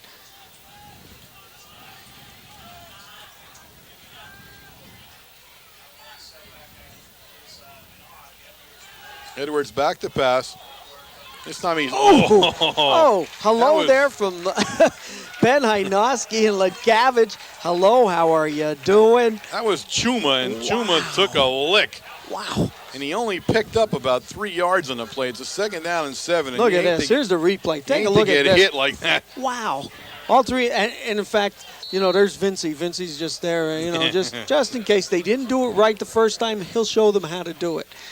Wow. So 2nd and 8. He got punished for 2 yards on that play when they spotted it. So Edwards will bring him up, and Chuma's thinking, not this time. Don't throw it to me. Prince Fedeko in motion all the way around there, but he's going to hand off to Knock. And Knock is met after a gain of about 2 on the play. Brown cuff. And, of course, Mansour getting up and, always man on the bottom of the pile. He gets up and pats the runner on the back and, okay, go back. Let's do this all over again. So it's going to bring up a 3rd down and 5 now for the Spartans. They are just inside Mount Carmel area territory at the Mount Carmel area 49-yard line. As the young Edwards marches them up to the line. Red Tornadoes shift around on defense. And he's going to hand it to number 21 there. And 21 for the Spartans is Euban. Euban is not going to pick up the first down. He's going to come up 2 yards short. It's going to bring up 4th down and 2 now. Right at the Mount Carmel area 45-yard line. Some good pursuit going over in the opposite direction. We see Swank in there. Who's that buggy, number 25, containing to the outside. So they did exactly what they needed to do. I think Coach Chesney is going for this one with 4th and 1. No, he's down 27 points, 2 minutes point. left in the third quarter. Why not? I applaud this move as the Spartans come up. The Tornadoes do not want to jump offside here. And he hands it to Knock, and I don't think Knock got it, to tell you the truth. I'm going to see where they spot this, but he didn't get it. The Spartans, I believe, are going to turn the ball over. Let's get that pile untangled, and we'll see where that guy's foot goes down. No, he gave it to him. I didn't think he got that, to tell you the truth. He didn't even, yeah. I'm looking at him from behind a little bit here, but I didn't think he crossed it. They didn't even think about measuring that one. Because the initial spot by the side judge down there didn't give it to him when he put his foot down. So 1st and 10 for the Spartans. Ball now at the Mount Carmel area 43-yard line as this third quarter begins to wind its way down and out. Knock will go back to pass. He gets some time that time, and he's got Woodward. And this time he connects with Woodward. Litkavich brings him down, but Woodward takes it down to the Red Tornado 21-yard line, 22-yard line, where it's 1st and 10 for the Spartans. And that was a nice play by the young sophomore. Here you see him. And you can see you got Woodward split the defense a little bit there. And Litkavich brings him down, but not before the first down and the big gain in the Mount Carmel area territory. Although, there's Cuff there. He's just saying hello to the quarterback, of course, right at the very end. And Cuff is just putting so much pressure on that quarterback. Edwards has a knock, and he fumbled it, and he lost the fumble. He never got the handoff straight on, never did. That's Damian Chicatano comes up with the ball right to him. Take a look, number 31. The ball just he never got the handoff clean. He never did. He never got his arms around it. It was bouncing around before he got to the line of scrimmage. Actually, to tell you the truth, I think no chance. It looked like he was falling down by when he was getting the ball, but Chicatano right there to pounce on it for the recovery. So a tough break for the Spartans on one of their probably their best offensive series of the game. They ended up with a fumble. The Red Tornadoes take over now with 52 seconds left. And we have Mark Kovaleski, number 30, in the backfield as the tailback. Kovaleski will take it up over the 20 or close to the 20-yard line. We'll see where they finally park it. Right at the 20-yard line for Kovaleski. Gain of about 1 on the play. It'll be 2nd down and 9.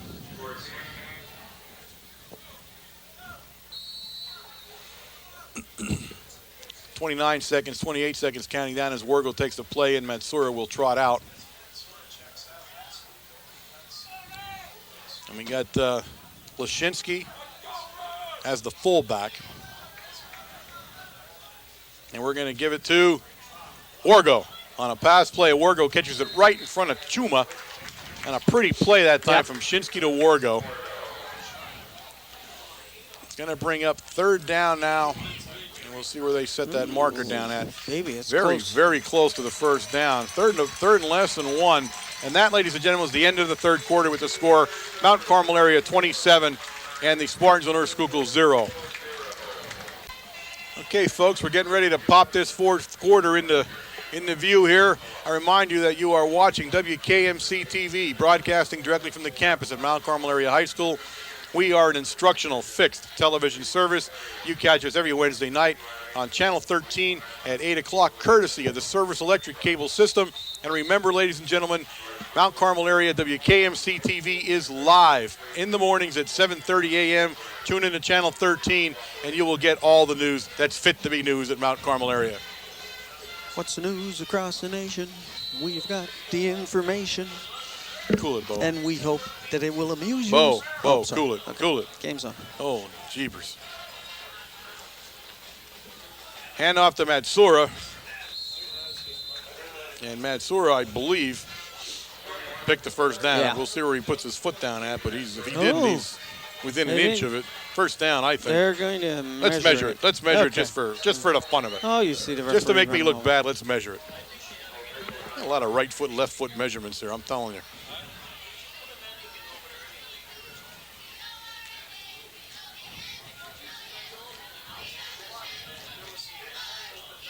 Ooh. Oh, we got to get down and look at it. You Come know on it's close. now, it's a first down.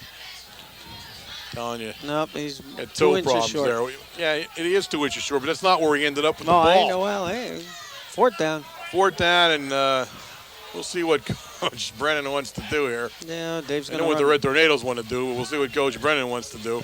They're going to run a sneak to the left. You think? Yeah. Right over Swanky. They did that measurement purposely to make me look bad. Hey. It was purposely done that way. I am shocked.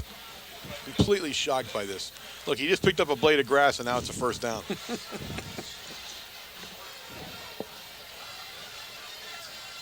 All right. We'll crank this thing up. It's fourth down and an inch for the Red Tornadoes. Ball deep in their own territory now, folks. Remember, they're at the they're inside the 30-yard line. He's going to go over Marshall. Marshall Rourke and Swanky are going to team up on number 50. We'll see what happens here. What did I tell you? First down, Mount Carmel area. And Skinner said, well, if you're not going to take number 50, I'm going to take number 50. No doubt it. There's that was a nice sneak Very that nice. time. I got to say that. Take a look. Take a look at the line surge here. Everybody just gets blown back, and it's more than enough yardage. Skinner pancakes. Oh, yeah. Number 50. A guy out there. Yep. So it's first down now for the Red Tornadoes as they continue to churn up time and yardage here against the Spartans.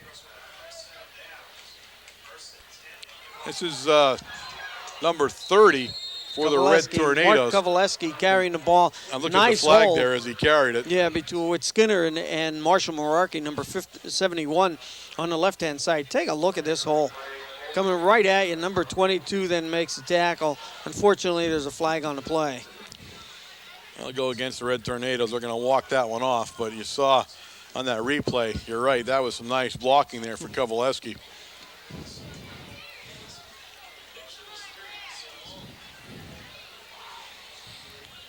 So it's going to bring up first down and about 20 for the Red Tornadoes.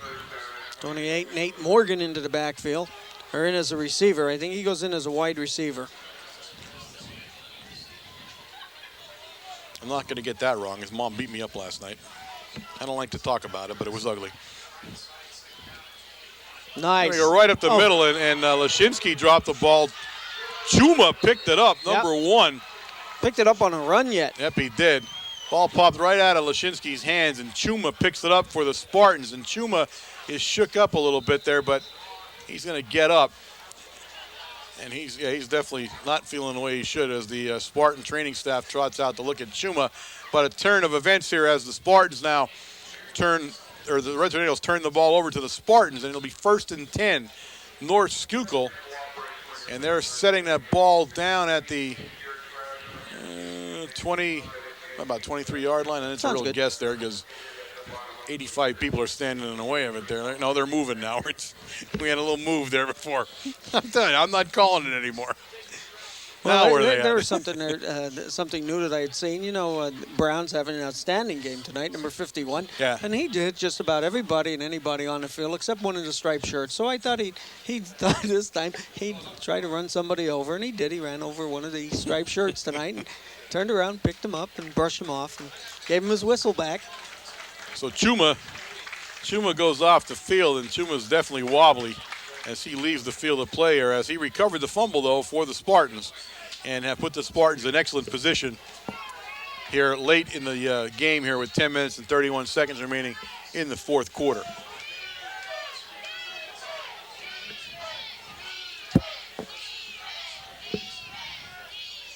Edwards shifts everybody around now on offense. He's got Knock right behind him as the ball carrier, but he's going to pass that quick three. He's looking for number 44. He was trying to hit Jake Weinrich down in the corner down there. He was well covered. That's Hynoski, the closest guy to him down there. Hynoski watched him all the way. He had actually seen the ball and saw that it was not catchable. It was that far thrown downfield. And LeCavage, number 2, was also back there. You'll see him coming into your screen right about this point. So we'll bring up 2nd down and 10 now for the Spartans as the play is called by Edwards in the huddle. And the young sophomore doing a good job out there in replacement of his brother.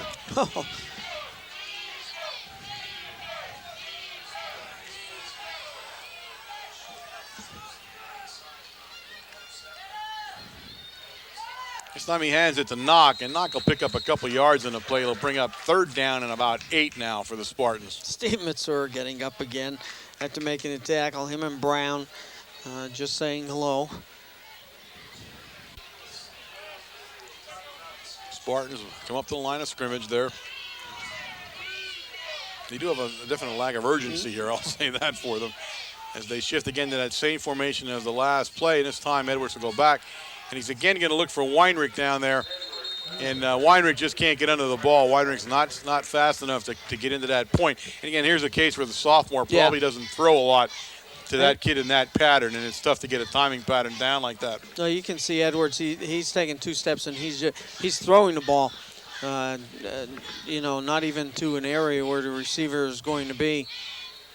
And again, like you said, it's number 1 in experience, and 2, you also do not have the timing down that your normal quarterback would have with his receivers. Right. So the Spartans call timeout here as Coach Chesney wants to get into that huddle. It's 4th down and 8. He does not want to squander this opportunity if he doesn't have to try to get some points on the board. So we'll see what he comes up with. And when he gets enough time to think, you got to worry, because he's one of the more dangerous offensive minds that we face throughout this season. He is definitely innovative on offense. And we'll see what he has in store for us here. We look down the line we get down to. We play Schuylkill next week, the Braves. The Braves will be coming down to the Silver Bowl. We'll see what that looks like. The Braves are having a tough year again under a new coach. They're not able to. Another district that's having trouble just putting it together for as big as it is. It struggles in football. They played a traditional rival last Friday as this game was being played, Mifflinburg. That's a big rivalry for them. Plus the other rivalry is Selinsgrove. Yeah. Right down the road, and they did give Selinsgrove a little bit of fits at the first half, and after that, try that pass one more time until it works, and this time it almost did. Much better pass play that time. But take a look covered by Hynoski. Yeah, take a look at Ben. Ben was right with him, step for step, all the way, and was not letting him catch that ball. So we go 3 times in a row to the same play, try to put it into the end zone down there, and it doesn't work all 3 times, and the Spartans turn the ball over. The defense gets a big hand here from the crowd at Mount Carmel area here in front of us, and it's a big crowd on a rainy night. The rain is all but stopped now. It looks like a mist out there right now. Shinsky will bring him up, I believe. Nope, number 10. Number 10's in there. I didn't think he looked tall enough there at first when I looked out there. Mike Sosnowski in to take over the play calling chores. Now I got to put my glasses on. We're going to find out who's going in and out of there as Coach Brennan begins to put people in and out as we go down there at 81. Scott Novak coming out of the game. He was in on the last play. Number 48, Pete Kulik, was in.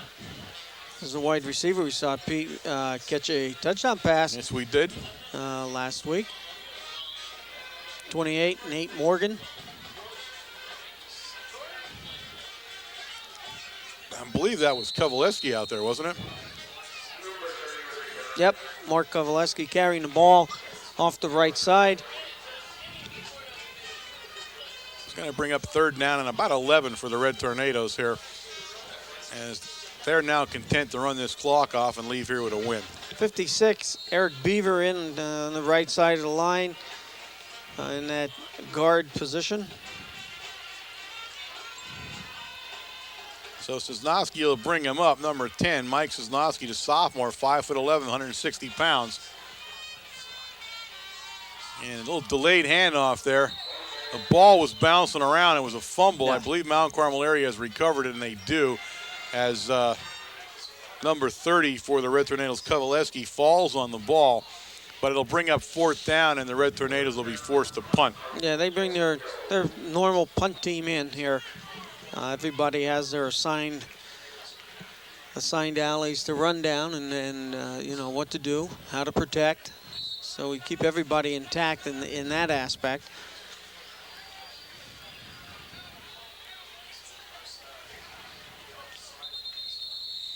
The stop play here as a penalty flag immediately flies, and we'll see what they call. 7:39 remaining here in the ball game at Spartan He's Stadium. counting on the Spartan side here. There must be too many players on. They had 11-12 guys. 11-12. And somebody sheepishly moves up to the sideline, and that's the longest walk you make normally. Oops. So that'll be 5 yards for illegal participation on the side of the Spartans. Well, you finally got that down. Yeah, it took 7 or 8 seasons to get that one down. And we'll try this thing again as Shinsky now back in punt formation.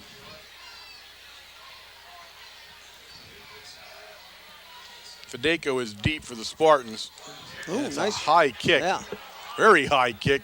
Fedeko calls for the fair catch at the Spartan 45-yard line where they'll take it over. 1st and 10 with 7:15 remaining now, and they still have the 2 big goose eggs on that stadium scoreboard, and I'm sure that what they need now, what they want more than anything, is to put some points on the board. 47, Matt Gufta goes in, playing in the, I think in the corner corner position. 27, Tim Wargo is in. Chicatano comes out. Number 31 played a good game tonight. Fumble recovery.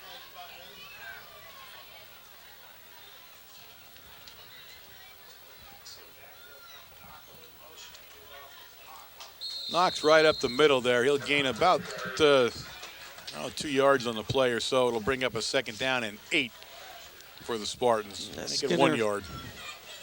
Skinner making the tackle there, and I'm trying to get the other. 2nd down and 9. Matsura is in making the tackle. So the young Edwards comes in. He got the play from the sideline there as he ran over and got it. We'll see what that play will be as he gets his troops lined up.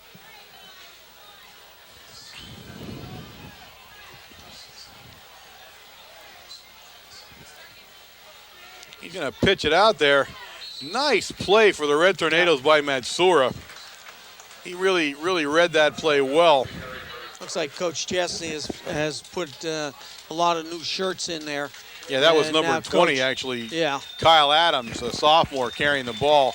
Now Coach Brennan now is substituting, freely into that line in that linebacker's position there. It's a difference that we saw last week, Wayne, where Marion played that first team until the last seconds. Yes, they did.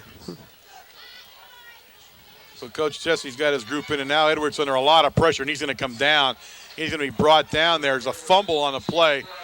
Ball's bouncing around. I believe the Spartans will retain possession, but he will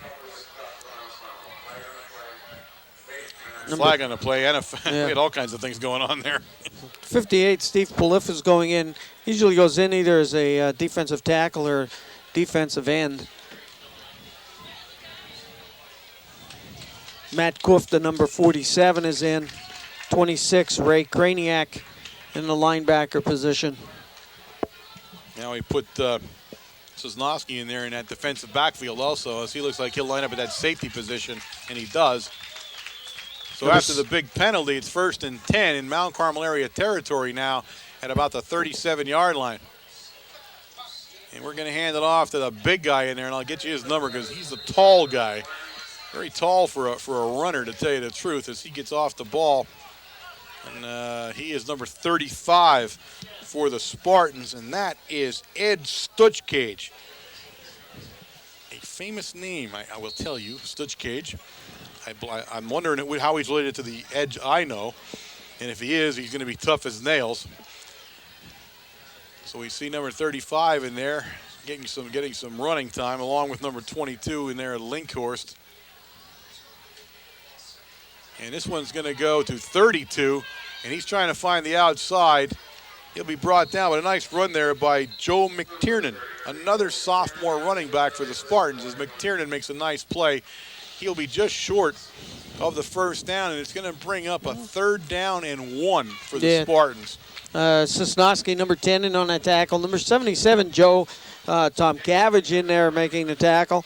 27, Timmy Wargo.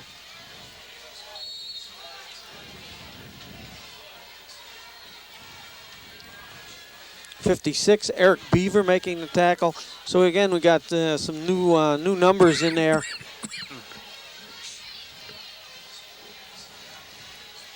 Edwards back to pass, right up the middle that time. He was trying to hit number 34, Jared Groh, another sophomore, as this is a very young team sitting in there now for the Spartans.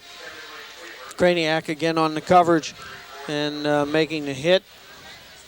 4th down and 1 now for the Spartans. 4 minutes and 12 seconds remaining here in this football game.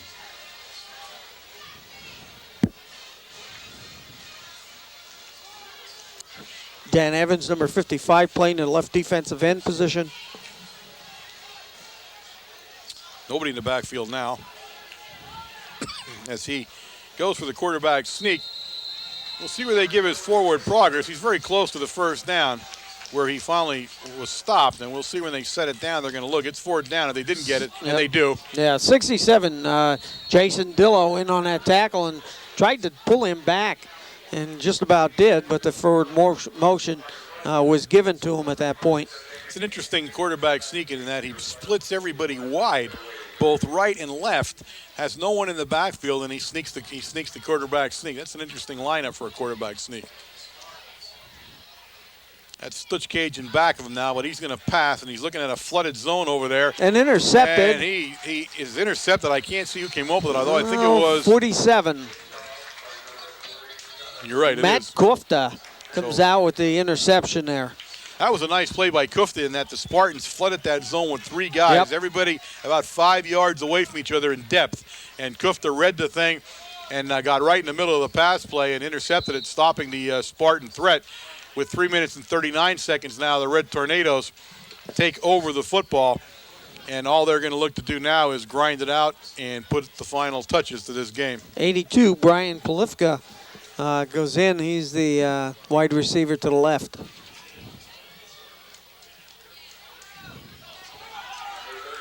Oh, face mask there a little bit. Kovaleski, and it flag goes down way deep. I don't know if he saw that or not. I don't know what he was looking at.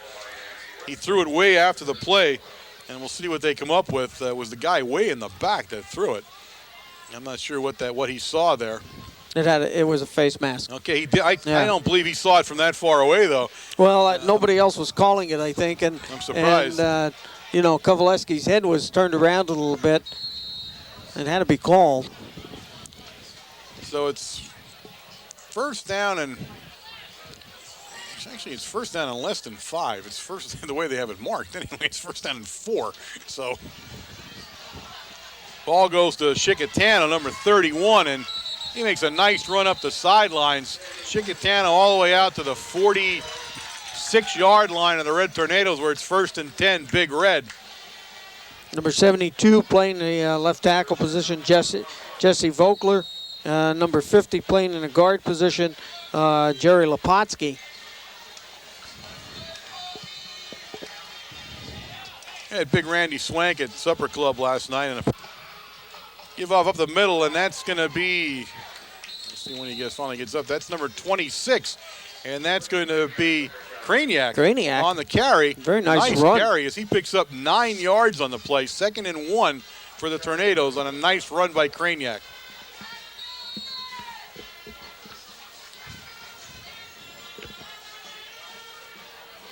So both teams now with completely new teams on the field. You can tell that by the new-looking uniforms.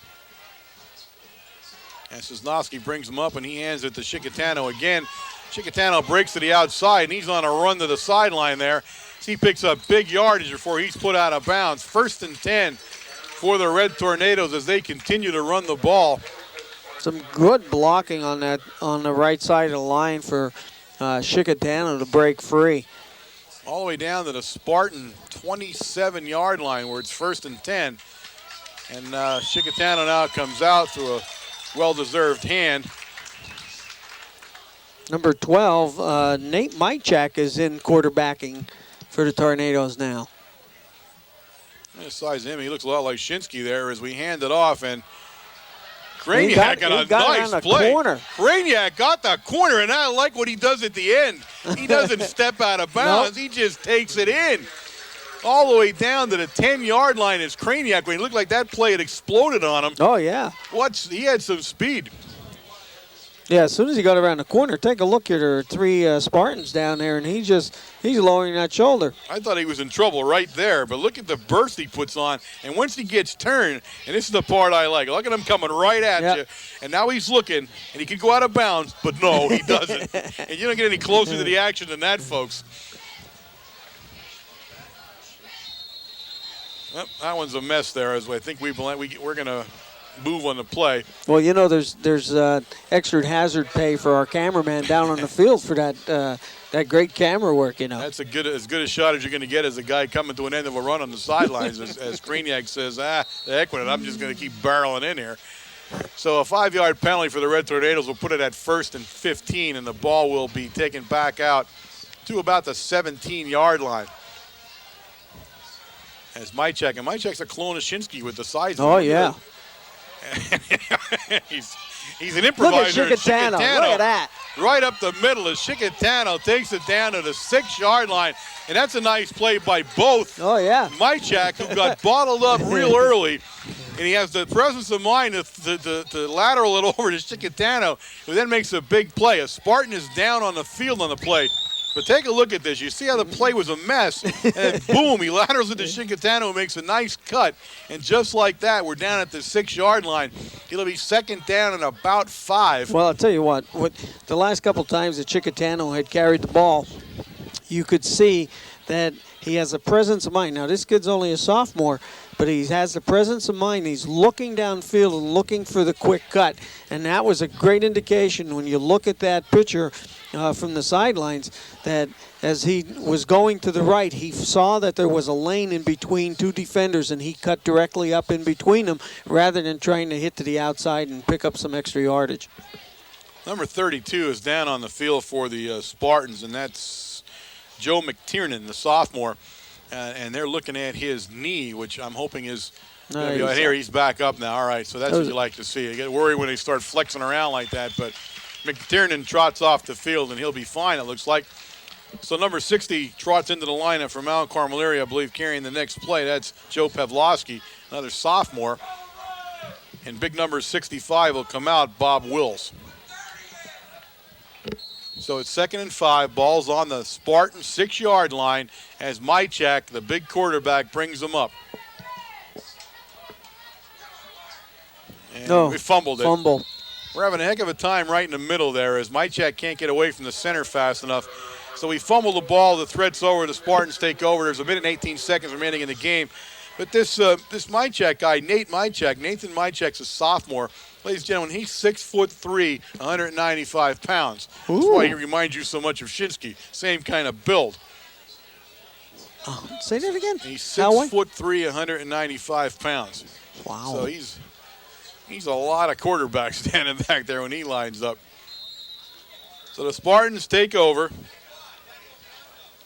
And I believe Mount Carmel area has called a timeout. Yeah, we had to. I think we were a little short. We're short one man there. Try to get everybody lined up to where they belong.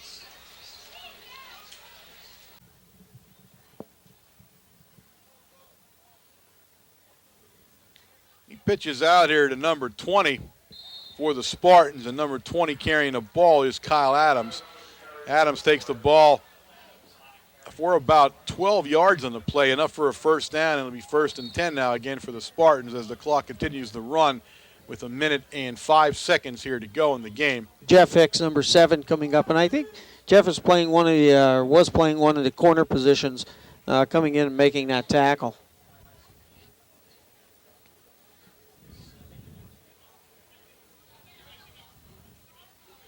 Handed in there to 35. That's Stutchcage, and Stutchcage will carry it for about a yard on the play. 2nd down and 9. 26, Kraniak coming in from the left linebacker position to make that stop, along with number 67, Jason Dillow.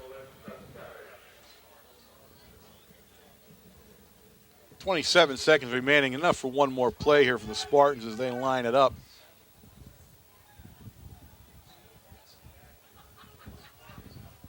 And he'll go back to pass as he looks one more time downfield, and he's looking for number 44 down there, and that's Jake Weinrich. Weinrich is also a sophomore here, and that seems to be the only guy that runs that play. When they run that play, it goes to Weinrich. I've not seen anybody else in that pattern but him. So pretty much when he lines up out there, you know where he's heading. So on the incompletion, it only took up 12 seconds. There are now 12 seconds remaining. So we will have one more play from the Spartans before this game is officially put in the books.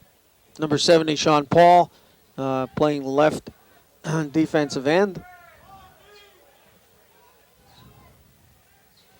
Carmel in a prevent. They're not going to let anything get in front of them as he's going to throw an interception. And this is number 83 for the Red Tornadoes, and that is J.J. Pulowski on the interception. And one guy saved the touchdown for the Spartans. 3 seconds left. Pulowski. You're going to see a replay here. Good look at that quarterback, the young Edwards there on the replay. And you see he's under pressure, and he lets it go. And watch Pulowski right there. He's in perfect position as he heads down the sidelines. He had one guy to get past, and it would have been a touchdown. So it's 1st down now for the Red Tornadoes. Ball sitting about the Spartan 12-yard line. And Mychak will take a knee, and that's a classy move right there. And that, ladies and gentlemen, is the end of the football game here at Spartan Stadium tonight. Mount Carmel area wins the game 27-0 over the Spartans. And they needed to do that, and they did it. We said this is what has to be done, Wayne. This is what they did. There's no margin for error, as we have said. And they came in and they played a pretty good ball game.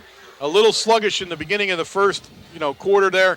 But as they built up a little bit of steam, they started to dominate the Spartans a little bit. Yeah, I don't think it was so much sluggish as it was that Chesney had the Spartans keyed up as he normally does. Yeah, sluggish wasn't the right word there. Yeah. I mean, we were in a good fight with them. I'll let you go. And we were in a good fight. I mean, it just they kept us sluggish is what it was. But I'll tell you what, we did.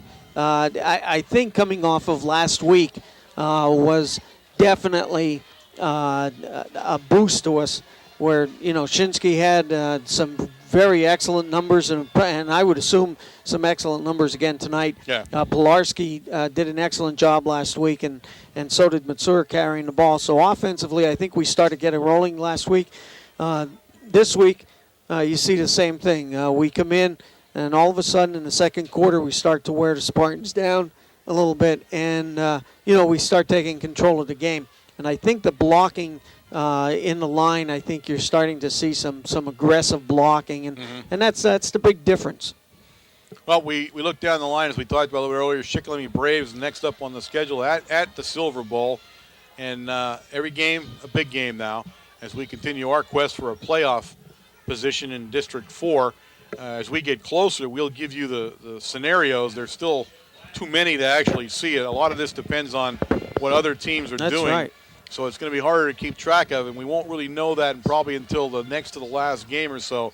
Again, we remember we have Wyalusing coming up, and Wyalusing is a major player. Yes, they are in our district. Yes, so we need to see what happens after we play Wyalusing, and that will give us a better view of what that District 4 playoff is going to look like. And the best thing in that game there is it's at the Silver Bowl, which is, at least a plus for the Tornadoes here, playing a very difficult team. And we saw what they could do even last year, going up there all right down to the last minute, running some of those weird plays that they run, a lone polecat or whatever you want to call it. Yeah. But it was working effectively. Now, Coach Brennan came in last year, if you remembered, and They ran it once or twice and had some success to it, but he had reviewed the films from the year before and had set up a defense just for that play and took the sting out of it a little bit. Well, we said all we can say here from Spartan Stadium. It was a good game for the Red Tornadoes. They did all the things I'm sure they wanted to do. They played well. I saw no injuries. Everybody left the field under their own power, and that's what we like to see. This is the time in the season when you can ill afford any kind of injury. Yeah, and it's good to see Matt Medalis back. Yep. Again, having some difficulty there with Samano, being tired as he was, and nobody knew what his problem was. But I'll tell you what, great to see him come back, and he had a very, very good game tonight offensively.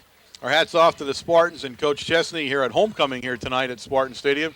Coach Chesney, we wish all the luck to as the season continues. Of course, a good friend of ours. Yes. We will not ever forget Coach Chesney. He's been a good friend and will continue to be. We wish his program all the success in the world except when we play it. And so as we look down, we will see you in 2 days' time at the Silver Bowl, and we will get geared up for another big game against the Braves. So from here in beautiful Fountain Springs, Pennsylvania, for WKMC TV, I am Warren Altamar. And Wayne Brokenshire. Good night.